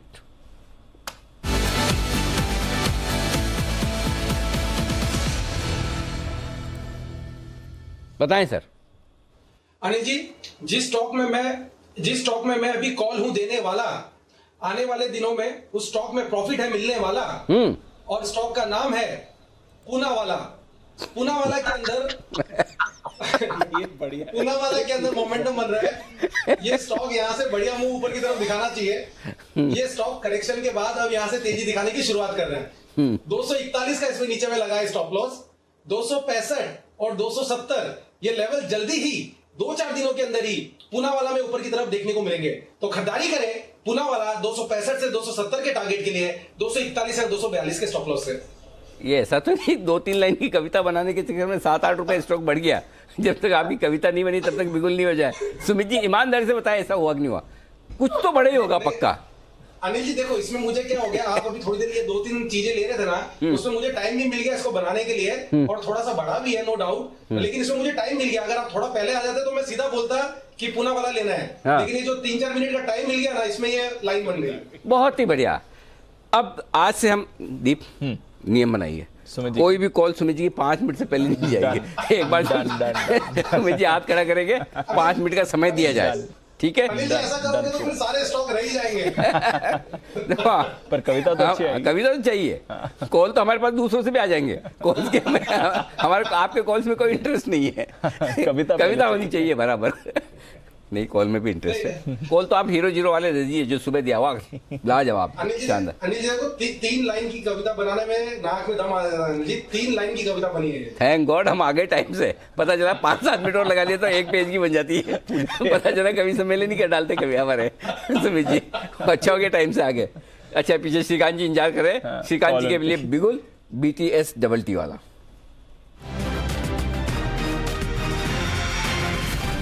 जी सर बताएं। बिल्कुल, तो देखिए वैसे अनिल जी काफी सारे टेक्नोलॉजी स्टॉक्स में अच्छी तेजी बनी है और कई सारे स्टॉक्स में हायर बॉटम बना है, या तो किसी में पॉजिटिव डाइवर्जेंस है, किसी में हेड एंड शोल्डर है। एक Naukri.com यानी कि इन्फो एज, यहाँ पे अच्छा खासा एक कप विथ हैंडल फॉर्मेशन बना है, यानी डबल कंसोलिडेशन के फॉर्मेशन में ये कन्वर्ट हो रहा है और अभी 3770 3780 के करीब ट्रेड कर रहा है। बट हमें लगता है कि जो फॉर्मेशन बना है इसमें एक तो जो सेल ऑफ था वो काफ़ी ओवरडन था और उसमें से निकला हुआ स्टॉक है। तो हमें लगता है कि कम से कम ये स्टॉक 4100 के लेवल्स दिखा सकता है। थोड़ा पोजिशनल बेसिस पे इसे लॉन्ग करने की राय रहेगी और अगर इस लेवल पे अगर लॉन्ग करते हैं तो स्टॉप लॉस रखे यहाँ पे 3700 का, तो 3700 का स्टॉप लॉस करंट लेवल से लॉन्ग करें। इन्फो एज को टारगेट्स रहेंगे 4000 4100 के। ओके, 4000 4100 के टारगेट के लिए इन्फो एज यानी कि नौकरी में करें खरीदारी, ये राय आपके लिए आती हुई श्रीकांत जी की तरफ से। यहाँ पर तेजी करें, 3700 का स्टॉप लॉस लगाकर तेजी करने की राय। जैन साहब, एक रिसर्च जो अब आ रही है हमारी एक्सक्लूसिव, वो आपके लिए भी बहुत काम की है क्योंकि आप फंडामेंटल एक्सपर्ट भी हैं, और बाकी जो भी टेक्निकल एक्सपर्ट है कभी कभी उनका मन करता है कि हम भी फंडामेंटल एक्सपर्ट हो जाएं क्योंकि चार्ट पे कुछ समझ भी नहीं आ रहा होता है ना, कभी कभी साइडवेज चार्ट, सुबह देखो तेजी का, दोपहर के बाद मंदी का बन जाता है, सुबह मंदी का देखो, दोपहर के बाद तेजी का, इधर उधर दोनों तरफ जब स्टॉप लॉस ट्रिगर होते हैं तो अचानक से फंडामेंटल याद आने लगते हैं। तो उन सब लोगों के लिए एक एक्सक्लूसिव रिसर्च है, और रिसर्च है कि जो आमतौर पर आप फंडामेंटली मानते हैं कि ऐसा होने पे ऐसा होता होगा, लेकिन जब आपको पता चले कि ऐसा नहीं होता है, उसके विपरीत होता है, तो आंखें खुल जाती। करेक्ट। ऐसी एक रिसर्च बैंक्स पर आ रही है क्रेडिट पॉलिसी के बाद। आमतौर पर क्रेडिट पॉलिसी में जब ब्याज दरें बढ़ती तो आपको लगता है कि बैंक्स के लिए बड़े नुकसान की बात है। उनके नेट इंटरेस्ट मार्जिन यानी कि जिस दर पर वो पैसा लोगों से लेते हैं, यानी कि जो डिपॉजिट पे पैसा देते हैं और जिस रेट पर ब्याज देते हैं, उन दोनों के बीच का जो फर्क होता है उसे कहते हैं नेट इंटरेस्ट मार्जिन। जितना इंटरेस्ट दिया और जितना इंटरेस्ट मिला, दोनों में से खर्चे निकाल दिए, ये कमाई बैंक की। करेक्ट। तो नेट इंटरेस्ट मार्जिन जब ब्याज दरें बढ़े तब घटनी चाहिए कि बढ़नी चाहिए? आम धारणा है कि घटनी चाहिए। क्या लेकिन ये सही है? आइए बढ़ते हैं, देखते हैं जी बिजनेस की एक्सक्लूसिव रिसर्च। ओके, अरमान हमारे साथ तैयार है पूरी कैलकुलेशन लेकर कि बढ़ती हुई ब्याज दरों के वक्त क्या बैंक्स के लिए फायदे की बात है या नुकसान की बात? अरमान बताएं, रिसर्च क्या कह रही है? सर, जो हमने रिसर्च करी है उसमें जो निकल के आया है वो ऐसा निकल के आया है कि जब रेपो रेट बढ़ती है तो इनके निम्स और एक्सपांड हो जाते हैं। और ये मैं इसलिए कह रहा हूं क्योंकि हमने बैक डेटेड जो चेक करा है कि डेटा जब आपका 7 फरवरी 2018 को जब रेपो रेट 6% था, फिर उसके बाद वो 6 जून 2018 को रेपो रेट बढ़ के 6.25% हो गया, फिर उसके बाद 1 अगस्त 2018 को 6.50%। मतलब इस टाइम के दौरान जो पूरा रेट है, रेपो रेट है, वो लगभग 0.5% बढ़ा है। अब हमने क्या करा कि जब से बढ़ा है उसके पहले का तिमाही और जब बढ़ चुका है उसके बाद की तिमाही का निम्स का हमने डिफरेंस निकालने की कोशिश करी कि उस पर निम्स पे कितना फर्क पड़ता है। तो जो डेटा निकल के आया कि अगर जितने भी बैंक्स हैं, आप सिर्फ मात्र 2 बैंक ऐसे हैं जिनके निम्स में कटौती हुई है, बाकी सारे जितने भी बैंक्स हैं सबके निम्स एक्सपांड हुए हैं। अगर आप उसमें देखेंगे, और ऐसा नहीं एक्सपांड कि थोड़ा बहुत एक्सपांड हो रहे हैं, आप बंधन बैंक देखेंगे जिनका निम्स जो है वो बढ़कर 0.90% से बढ़ गए ज्यादा। बैंक ऑफ इंडिया 0.67% बढ़ गए। एसबीआई, इस कतार में सभी बैंक ऐसे हैं जिनके निम्स जो पहले थे दरें बढ़ने के पहले और दरें बढ़ने के बाद वो उससे और ज्यादा लेवल पर आ गए। तो जो आम धारणा है कि उनके लिए नेगेटिव होता है, तो एक जो पैरामीटर है कि निम्स तो इन सबके एक्सपांड होते हैं। बल्कि ये इंटरेस्टिंग है, अगर रेट्स बढ़ रहे हैं तो इनके निम्स एक्सपैंड हो रहे हैं। और सारे बैंक हैं, आपने बोला 2 बैंक जिनके नहीं होते? 2 बैंक हैं और वो भी बहुत कम नेगेटिव में, बाकी मैक्सिमम बैंक्स के लिए सबके लिए पॉजिटिव ही है। और उसी प्रोपोर्शन में बढ़ते हैं या फिर थोड़ा लैग के साथ होता है? नहीं, मतलब लगभग आप ये देख सकते हैं कि अगर वो ऑन एन एवरेज अगर आप देखेंगे तो उस टाइम के दौरान काफी मैग्नीट्यूड में एक्सपांड हो जाते हैं वो। ऐसा नहीं, अगर पहले जैसे मान लीजिए 4.50% था मेरे निम्स, तो अब अगर 0.5% बढ़ गया, अगर आपका रेपो रेट बढ़ गया, तो आइडियली आपको लग सकता है ये दिक्कत आ जाए। बट इनके जो एक्सपांड हो गए वो अभी जो है वो 5.50% है, मतलब 1% बढ़ गया। 1% बढ़ गया, वाह। तो ये अच्छी रिसर्च लेकर आए सर। तो बेसिकली बैंक्स के लिए तो अच्छा ही वक्त होना चाहिए अगर रेट्स बढ़ रहे हैं तो। और आई थिंक जो आप कह भी रहे हैं, लगातार फोकस ऑटोज के साथ साथ बैंक्स पर भी होना चाहिए। तो राइजिंग इंटरेस्ट रेट एनवायरनमेंट में एक्चुअली बैंकिंग स्टॉक्स को फायदा ही होते हुए दिखता है।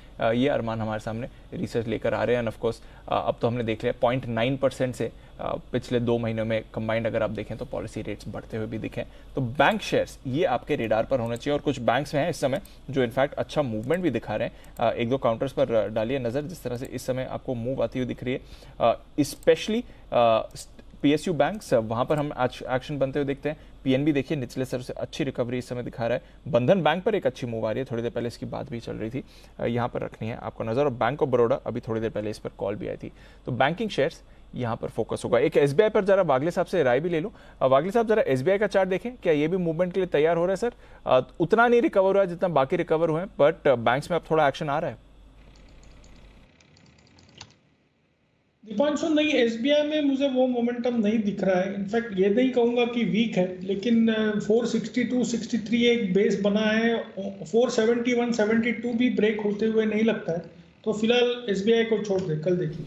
चलिए फिलहाल एसबीआई को छोड़ दें, कल देखेंगे। बट एचडीएफसी बैंक में थोड़ी खरीदारी है, आईसीआईसीआई, कोटक, इंडसइंड, एक्सिस, ये सारे प्राइवेट बैंक्स भी अब आपको मूव करते हुए दिख रहे हैं। इनफैक्ट डेज हाई पर ये काउंटर्स आ रहे हैं, इसलिए आप बैंक निफ्टी में अब 125 अंकों की तेजी बनते हुए देख रहे हैं। तो बैंक्स वापस मोमेंटम में आ रहे हैं, और जैसा अरमान ने कहा, नजर रखिए राइजिंग रेट एनवायरमेंट में नॉट नेसेसरली कि बैंक्स को नुकसान होगा। 35,075 का टारगेट बैंक निफ्टी पे हासिल हो गया और 16,475 का निफ्टी पे हासिल हो गया। अब 16,500 525 फाइनल टारगेट है, उसके बियॉन्ड उम्मीद मत करिए इससे ज्यादा, डन फॉर द डे।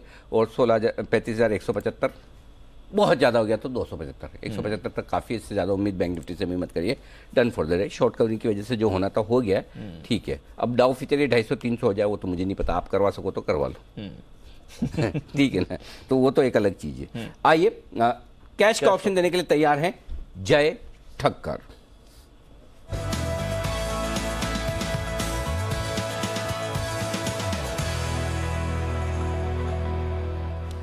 जय, गुड आफ्टरनून, स्वागत है आपका। गुड मॉर्निंग इसलिए बोल दिया, सुबह मुलाकात नहीं हुई थी, जो गुड मॉर्निंग निकल गया। वैसे आपकी अनुपस्थिति में आज सुमित ने भी बड़ा जबरदस्त हीरो जीरो बाय कॉल दिया, कमाल ही कर दिया। जब 16,350 पे ही निफ्टी था, 16,350 का कॉल ऑप्शन दिया। बताएं आपका क्या इरादा है? Good afternoon to Anil ji, good afternoon to Deep. Anil ji, खरीदना है 35,200 का कॉल ऑप्शन निफ्टी का, 16 जून की एक्सपायरी का। अभी चल रहा है ये 333 पर ट्रेड कर रहा है अनिल जी ये। इसका स्टॉप लॉस होना चाहिए 193 पर। टारगेट अनिल जी ऊपर में जो निकलता है इसका, दैट कम्स टू अराउंड 529, पहला टारगेट बनेगा। दूसरा टारगेट इसका बन रहा है 650 का, सो ऑलमोस्ट 530 ही पकड़ सकते हैं अगर राउंड ऑफ करना रहेगा तो, अदरवाइज 529 एंड 650 ये दो टारगेट्स के लिए बैंक निफ्टी का 35,200 का कॉल खरीदे। अनिल जी, कल के क्लोजिंग शो में मैंने 35,100 का कॉल ऑप्शन रिकमेंड किया था। व्यू ये था मेरा कि 34,800 35,000 की जो रेंज है उसको होल्ड आउट करेगा एक्सपायरी पे, उसके नीचे बंद नहीं देखने मिलेगा, एंड इनफैक्ट वो देखने मिला भी है। बट देन अनफॉर्चुनेटली वो मूव लेट आया। आई मीन बैंक निफ्टी 34,650 700 तक गया, निफ्टी 16,250 तक गया, तो थोड़ा एक्स्ट्रा वहां पे जो चलेगा नीचे, उसके कारण वो जो रिकवरी है वो इतनी नहीं हो पाई जितनी हो सकती थी। अगर वो 34,750 800 के नीचे नहीं जाता था, डेफिनेटली अभी वो 35,250 300 के आसपास ही होता। नेवरदलेस आई थिंक मेरा व्यू सेम है कि जब तक 34,800 35,000 की रेंज के नीचे कन्विंसिंगली क्लोज नहीं देखने मिलता, तब तक वही व्यू के साथ हमें लॉन्ग साइड पर ट्रेड करना है बैंक निफ्टी का। इसीलिए कॉल ऑप्शन खरीदने की मेरी सलाह है 333 पर अनिल जी। एंड मुझे ऐसा लग रहा है कि ऊपर में जो स्पॉट लेवल्स है बैंक निफ्टी के, जो मिनिमम टारगेट अनिल जी मैं देख रहा हूँ ऊपर में 35,413 का है, सो 35,413 ये हमें इमीडिएटली देखने मिल सकता है अगर 400 के लेवल्स निकालता है, जो हमने पॉलिसी के दिन भी देखने मिला। 35,400 450 जो हमने पहले एंटीसिपेट किया था वो देखने मिला था, तभी वो लेवल निकलते थे 550 तक बैंक निफ्टी और फर्दर स्ट्रेच कर सकता है अपना मूव। एटलीस्ट ये लिमिटेड टारगेट्स तो देखने मिल ही सकते हैं यहाँ से। Risk reward definitely is quite in favour of the bulls from here on. चलिए, तो 35,200 का कॉल खरीदने का की राय है। अगले हफ्ते की एक्सपायरी, ना कि आज की एक्सपायरी, ये प्लीज ध्यान रखिएगा जब आप ऑर्डर पंजीयन कर रहे हैं। 16 जून की एक्सपायरी 330 के आसपास आपको मिलेगा। 530 650 के टारगेट्स के लिए आप ये खरीद कर सकते हैं। आइए नजर डालते हैं एक और फैक्टर पर। बाजार पर तो हमारी पूरी तरह से नजर बनी है, बट आज रुपए में एक्शन हमने बड़ा नहीं देखा, उतनी बड़ी मूव नहीं आई, बट इतनी आ गई कि नया रिकॉर्ड लो बन गया रुपए पर। 7781 का नया रिकॉर्ड निचला स्तर रुपए ने स्पॉट मार्केट में छुआ है। क्या चल रहा है करेंसी मार्केट में और यहां से क्या और गिरावट आ सकती है, आइए समझते हैं नेहा के साथ। नेहा बताइए, रिकॉर्ड लो रुपए पर फिर से? बिल्कुल दीप, आपने सही कहा। 77.81 के पास हमने डॉलर को एक नया रिकॉर्ड लो छूते हुए देखा है। और इंटरेस्टिंग बात यह रही है कि पिछले कुछ दिनों में हमने एक के बाद एक नए नए रिकॉर्ड लोज बनते हुए देखे हैं। अभी 2 दिन पहले 7 जून को हमने डॉलर को 77.78 पैसे के पास रिकॉर्ड लो बनते हुए देखा था। उसके ठीक पिछले हफ्ते 68 के पास 77.68 पैसे। इससे पहले हमने रिकॉर्ड लोज महीने भर पहले बनते हुए दिखे थे जब 77.53 पैसे का लेवल था। अब बड़ा कारण और इंटरेस्टिंग फैक्ट यह है कि इस बार लगातार जो हमने रिकॉर्ड लोज बनते हुए देखे हैं वो कच्चे तेल की वजह से आए हैं। कच्चे तेल की कीमतें $124 का स्तर पार करते हुई दिखाई दी हैं और ये भी हम देख रहे हैं मल्टी मंथ हाइस पर ट्रेड कर रही हैं। हमने इससे पहले जबरदस्त तेजी बनते हुए 14 साल की ऊंचाई हमने बनते हुए देखी थी आज से 3 महीने पहले, और फिर उसके बाद अब एक बार फिर से कच्चा तेल तेजी पकड़ रहा है। इसके अलावा घरेलू इक्विटी बाजार में बहुत उठापटक दिख रही है। FIIs की बिकवाली लगातार बहुत बड़ा कारण है। हमने जब चेक किया तो पता चला कि विदेशी संस्थागत निवेशकों ने इस साल अब तक तकरीबन 2,38,000 करोड़ से कुछ ऊपर की ही निकासी की है। ये तमाम फैक्टर्स हैं जो रुपए पर ये कमजोरी की छाप छोड़ रहे हैं। पिछले बार दीपांशु आपको याद होगा कि जब हमने पिछले महीने जब रिकॉर्ड लोज बनते हुए देखे थे तब डॉलर इंडेक्स कारण था, क्योंकि तब डॉलर इंडेक्स 105 का स्तर छू चुका था जो कि 20 साल के हाईज थे।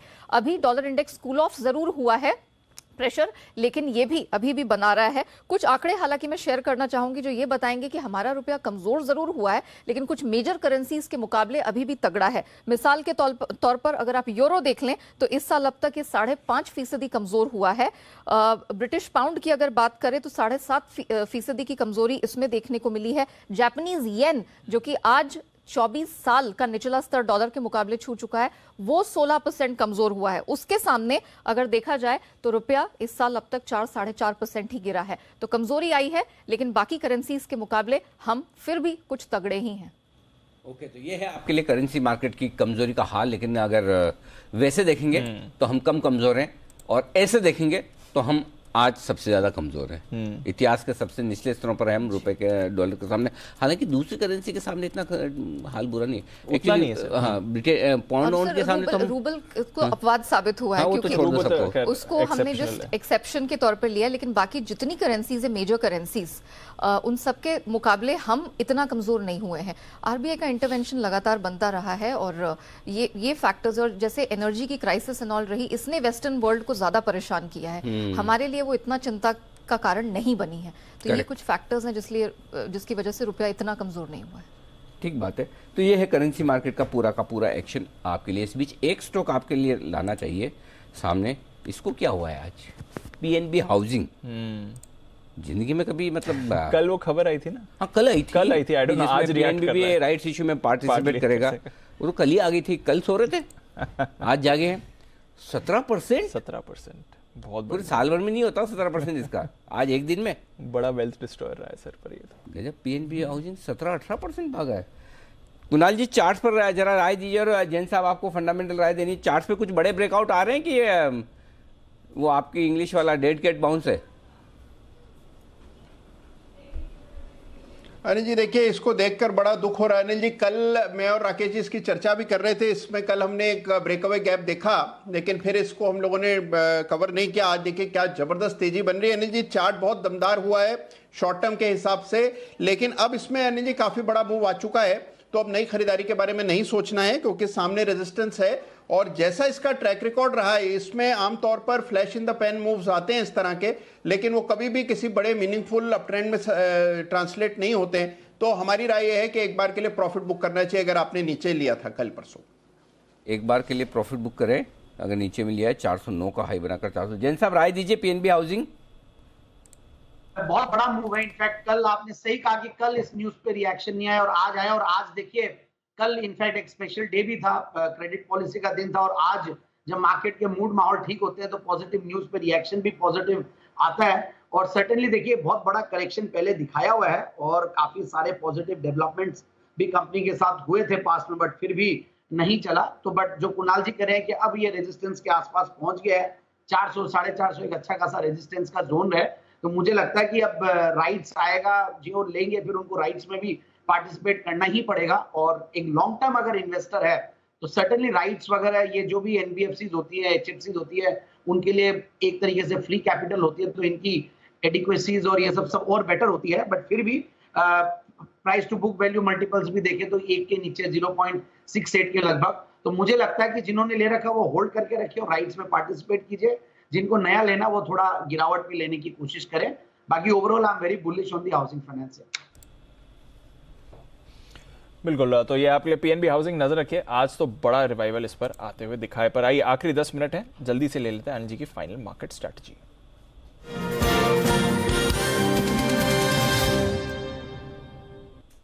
सर 1 घंटे में मूड माहौल एकदम बदल चुका है। डाउ फ्यूचर्स का सहारा है, नैस्डैक फ्यूचर्स का सहारा है, यूरोप के बाजार निचले स्तरों से रिकवर हुए हैं। आज ईसीबी पॉलिसी पर नजर है, कच्चा तेल ठीक है, रुपये ने ऑफकोर्स जैसे हम बात कर रहे थे रिकॉर्ड लो बनाए।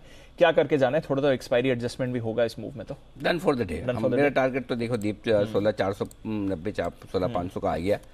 525 हो जाए तो हो जाए, उसका कोई मतलब नहीं। आखिरी 3-4-5 मिनट में कोई फर्क नहीं पड़ता। बैंक निफ्टी 35,075 35,175 की रेंज में आ गया। Done for the day. अब कल के लिए लेना है कि नहीं लेना, तो जवाब है कल का कल देखेंगे। आजकल डाउ पे भरोसा है नहीं मेरे को, हालांकि 100 पॉइंट ऊपर दिख रहे हैं डाउ फ्यूचर।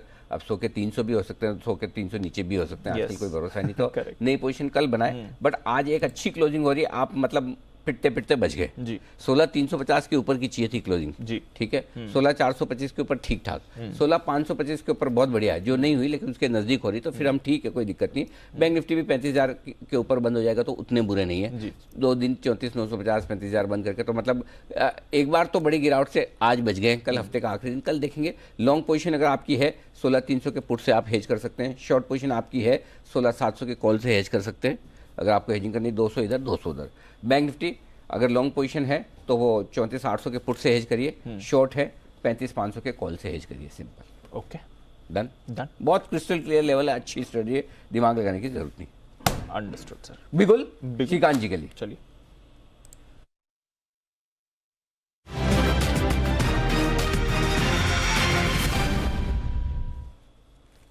बताएं सर। जी अनिल जी मुझे लग रहा है कि डिफेंस स्टॉक्स में एक कंसोलिडेशन हो रहा है, उसके बाद अच्छी तेजी बन रही है। तो कई बार इसमें हमने एक एक्टिविटी देखी है, कंसोलिडेशन देखा है, रैली देखी है। हमें लगता है कि भारत डायनामिक्स ने भी similar sort of formation complete किया है। एक कंसोलिडेशन का फॉर्मेशन कंप्लीट हो चुका है और अब यहाँ से भारत डायनामिक्स में एक अच्छी तेजी बन सकती है।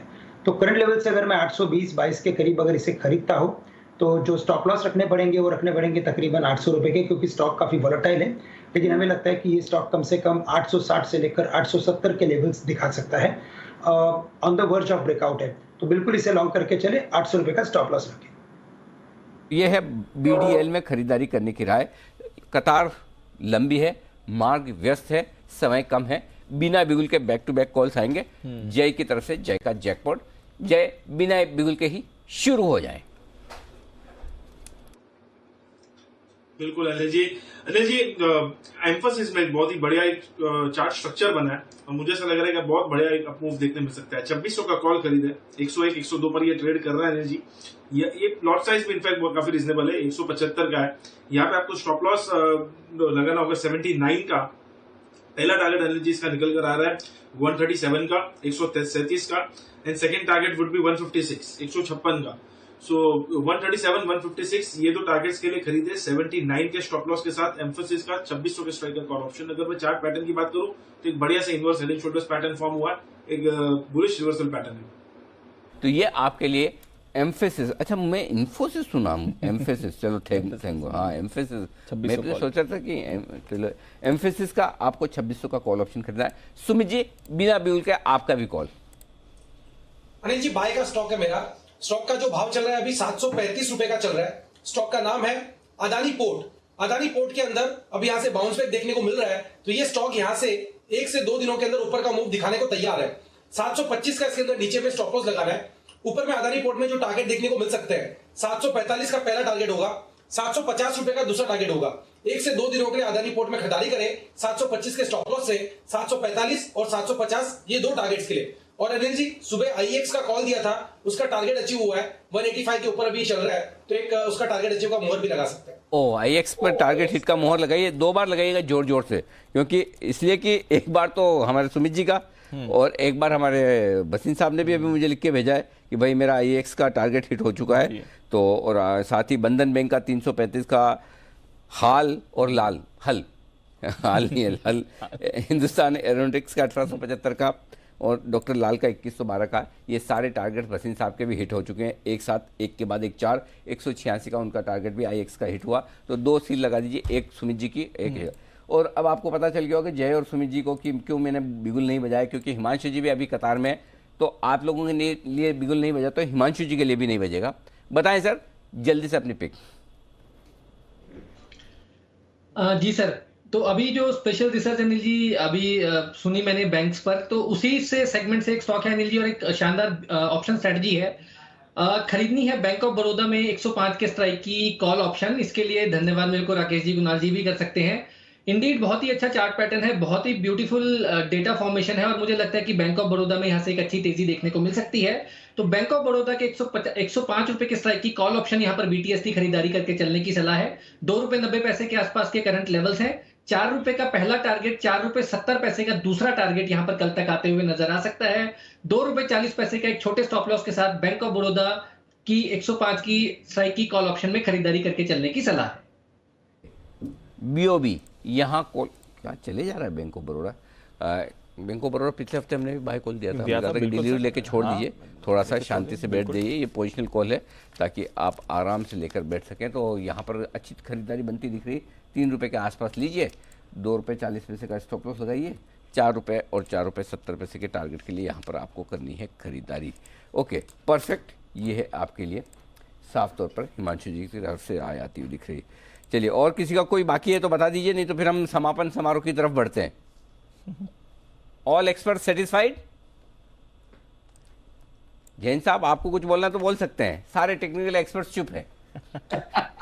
आज मूड तो था अनिल जी देने का, आज एक जैन साहब के जैन दोपहर में मार्केट रहा था, फिर मैं बोला नहीं ठीक है, कल करेंगे ये। अरे वाह, चलिए बढ़िया है। तो कल सुबह 9:30 बजे तो आपका इंतजार रहेगा ही। जी हिमांशु जी, कुछ रह गई मन में अभी और बोलने की? बताए सर। एक और कॉल आ गया। अनिल जी कॉल नहीं है, एक सिर्फ एक कहावत मेरे को भी सुनानी थी अनिल जी। एक ना आज आप बहुत सारे प्रोवर्ब सुना रहे हैं, तो एक कहावत है, out of sight out of mind. हाँ, कौन? तो अनिल जी आशु सर। नहीं सर, मैं सुबह आज शो पर नहीं था। 9:30 बजे ऑप्शन फोनर पर अनिल जी 16,300 के निफ्टी के लेवल्स पर बहुत क्लियर कट ये बात मेंशन की थी कि 50% रिप्लेसमेंट पर बाजार है और बिल्कुल सिंगल हैंडेडली यहाँ से खरीदारी करनी चाहिए। यस। तो अनिल जी आपने सुमित जी की बधाई दे दी, मेरी बधाई मिस हो गई। अरे, और मजे की बात देखो, सुमित जी बोले भी नहीं। सुमित जी, चलो एक अकेला आदमी एंकर तो 10 लोग कितनी याद रखेगा, आपको तो याद रखनी चाहिए थी हिमांशु जी की। सही है अनिल जी, एकदम सही है। देखो, मैं पहले भी एक बार बोला था हिमांशु जी, हमारे राजस्थान में एक कहावत है, कोई भी काम करो इतनी तगड़ी प्लानिंग से करो, इतना गजब की प्लानिंग रखो और पहले से सोच के रखो कि अगर काम बिगड़ गया तो नाम किसका लगाना है। तो ये वाला जो आपको धन्यवाद नहीं गया, उसके लिए जिम्मेदार सुमित जी है। मेरी तरफ से आपको बहुत बहुत बधाइयाँ, धन्यवाद स्वीकार करें मेरी तरफ से। बाकी सुमित जी ने याद नहीं दिलाया। आइए बढ़ते आगे। 16,485 के आसपास, 16,500 के एकदम नीचे वहीं पर बंद होता हुआ दिखा। दीप बिल्कुल सही लेवल पर मधुर आवाज आई है आज बड़े दिनों बाद। Wonderful, very nice, thank you very much. जान में जान आई, 125 पॉइंट ऊपर निफ्टी आज बंद होता हुआ दिख रहा है और 443 अंकों का दमदार एक्शन आपको तेजी की तरफ सेंसेक्स में मिलेगा। 167 अंक ऊपर बैंक निफ्टी 35,000 के ऊपर फिर से आता हुआ दिखा। फाइनल क्लोजिंग लगभग इन्हीं लेवल के आसपास आएगी, हल्की सी नीचे, हल्की सी। तब तक आइए एक बार बता दें बाजार बंद होने के बाद के एक्शन को आपके लिए। गुरुवार को हम लेकर आते हैं जी बिजनेस का एक इंटरनेशनल बुलेटिन। जी हाँ, बात दुनिया की, और इस बात दुनिया की शो में आपको मिलती है ढेर सारी ऐसी इंटरनेशनल खबरें जो न कभी आपने देखी, न कभी सुनी, और मज़ेदार भी, ज्ञानवर्धक भी, और आपको एंटरटेन करने वाली भी। तो आइए आज के शो की देखिए एक छोटी सी झलक, और ध्यान से देखिएगा झलक, क्योंकि इस झलक के बाद मैं किसी से कोई भी सवाल पूछ भी सकता हूँ। पहले बता दूं, बाय बाय। दुनिया का ऐसा गांव जहां 80 लाख सालाना है लोगों की सैलरी। अंतरिक्ष में हुई पिज्जा पार्टी।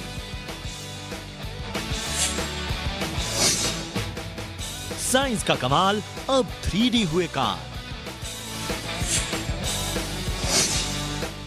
और मिलिए अमेरिका की ग्रेजुएट बिल्ली से। देखिए बात दुनिया की, आज शाम 4:26 पर सिर्फ जी बिजनेस पर। तो अंतरिक्ष में पिज्जा, अब फाइनली हमारे विश्वेश जी अंतरिक्ष में जाने का मन बना सकते हैं। बिना जंक फूड तो वो घर से बाहर भी न निकले, जब तक कि 2-4 चीजें ऐसी उन्हें खाने की बंदोबस्त ना हो जाए, अब वो ऐसा सोच सकते हैं। आइए, सरकार ने खरीफ फसलों की एमएसपी 4 से 9% तक बढ़ाई है। क्या ये बढ़ोतरी काफी है और इसके बढ़ने का असर क्या होगा, इस पर देखिए बड़ा इंटरव्यू नीति आयोग के मेंबर रमेश चंद के साथ अब से कुछ ही देर में एमएसपी पर सबसे बड़ा इंटरव्यू बस आ ही रहा है, थोड़ी सी देर में आपके लिए मृत्युंजय लेकर आएंगे। और मेडिकल साइंस ने एक बार फिर से बड़ी कामयाबी हासिल की। अमेरिका में हुए एक ड्रग ट्रायल में कैंसर से निपटने के लिए 100% सक्सेस मिली है और ये ट्रायल रेक्टल कैंसर के 12 मरीजों पर किया गया है, जिसके नतीजे बेहद उत्साह बढ़ाने वाले हैं। ये मरीज न केवल पूरी तरह से कैंसर से ठीक हुए बल्कि इनके कोई साइड इफेक्ट नहीं, नो साइड इफेक्ट, ये बड़ी बात है। शाम 6 बजे आपकी खबर आपका फायदा में मेडिकल स्पेस में आई इस बड़ी कामयाबी पर करेंगे बातचीत और बताएंगे कि क्या इस दवा से 100% कैंसर का इलाज संभव है क्या। डॉक्टर रमाकांत के Deshpande senior oncologist Tata Memorial Hospital के हमारे साथ जुड़ेंगे। डॉक्टर विनीत तलवार डायरेक्टर ऑन्कोलॉजिस्ट RGCIRC ये भी हमारे साथ जुड़ेंगे। शाम 5 बजे देखिएगा एक बेहतरीन शो कैंसर छू मंतर, ये विशेष चर्चा आपकी। बाजार के उतार चढ़ाव में पोर्टफोलियो में जोखिम कम करना है तो म्यूचुअल फंड की फ्लेक्सी कैप और मल्टी कैप कैटेगरी के फंड्स आपके लिए हो सकते हैं फायदेमंद। फ्लेक्सी कैप में 65% इन्वेस्टमेंट इक्विटी में होना जरूरी, तो मल्टी कैप में large cap, mid cap, small cap तीनों में 25% निवेश होता है। दोनों ही कैटेगरी में क्या फर्क है और किस में निवेश करना ठीक रहेगा, 6:30 बजे मनी गुरु में देखिएगा।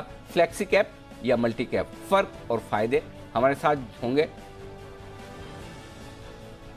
कर्नल संजीव गोविला साहब, CEO हम फौजी इनिशिएटिव के, और साथ ही लेंगे हम कॉलर्स के सवालों के जवाब भी। इस शो में जुड़िएगा हमारे साथ। ऑनलाइन गेम की लत अब बच्चों को हिंसक बनाने लगी है। गेम्स खेलने के लिए वो किसी भी हद तक जाने को तैयार है और ये हद रिश्तेदारों का कत्ल करने तक पहुंच चुकी है। इंडिया 360 डिग्री में आज हम आपको बताएंगे कि इस ऑनलाइन गेम्स की लत से कैसे छुटकारा दिलाया जाए और बच्चों के बदलते हुए बिहेवियर को कैसे समझें। देखिएगा हमारी कवर स्टोरी ऑनलाइन गेम की गुमराह गलियाँ शाम 8 बजे। ये हमारे लिए खास चर्चा है। और इसके साथ ही विदेशों में जाने की तैयारी कर रहे लोगों के लिए वीज़ा संकट खड़ा हो चुका है। वीज़ा पाने के लिए लंबी लाइन, लंबा समय, नुकसान यात्रियों को हो रहा है। पूरी डिटेल देंगे। वीज़ा की कतार, जेब पर वार, और इसके साथ साथ ये सही बता रहा हूँ, बढ़िया छुट्टी वुट्टी में जिन्होंने पहले प्लानिंग की भूल जाओ। हफ्ते लग रहे हैं सर वीज़ा आने। लंदन 3-3 महीना, US और UK के वीज़ा के लिए 3-3 महीने से ज़्यादा की कतार है। चीन के शंघाई में एक बार फिर से लॉकडाउन की वापसी हो चुकी है और इससे पटरी पर लौट रहा है बिजनेस, फिर से ठप पड़ने की आशंका है। इसका होगा विश्लेषण। चीन लॉक, बिजनेस डाउन, शाम 8 बजे वाली हमारी प्राइम टाइम बुलेटिन में। तो ये है आज का विशेष आयोजन। विदा लेने का वक्त है आप सभी से। फाइनल क्लोजिंग 16,478, निफ्टी 121 पॉइंट ऊपर, बैंक निफ्टी 139 पॉइंट ऊपर 35,075 के बेहद करीब 35,085 पर, और सेंसेक्स 55,320 पर 427 अंकों की मजबूती के साथ। Thank you very much. सुबह से ही ब्रॉडर मार्केट ने जो खरीदारी के संकेत दिए थे, जो सुबह सुबह समझ में आया था कि इंडाइसेस कमजोर है, ब्रॉडर मार्केट ताकत दिखा रहा है, वो ताकत आपको इंडाइसेस में भी 3:30 बजे दिखी। धन्यवाद कुणाल जी, राकेश जी, वागले साहब, जय ठक्कर साहब। सुमित जी आज कुछ ज़्यादा ही मुस्कुरा रहे हो।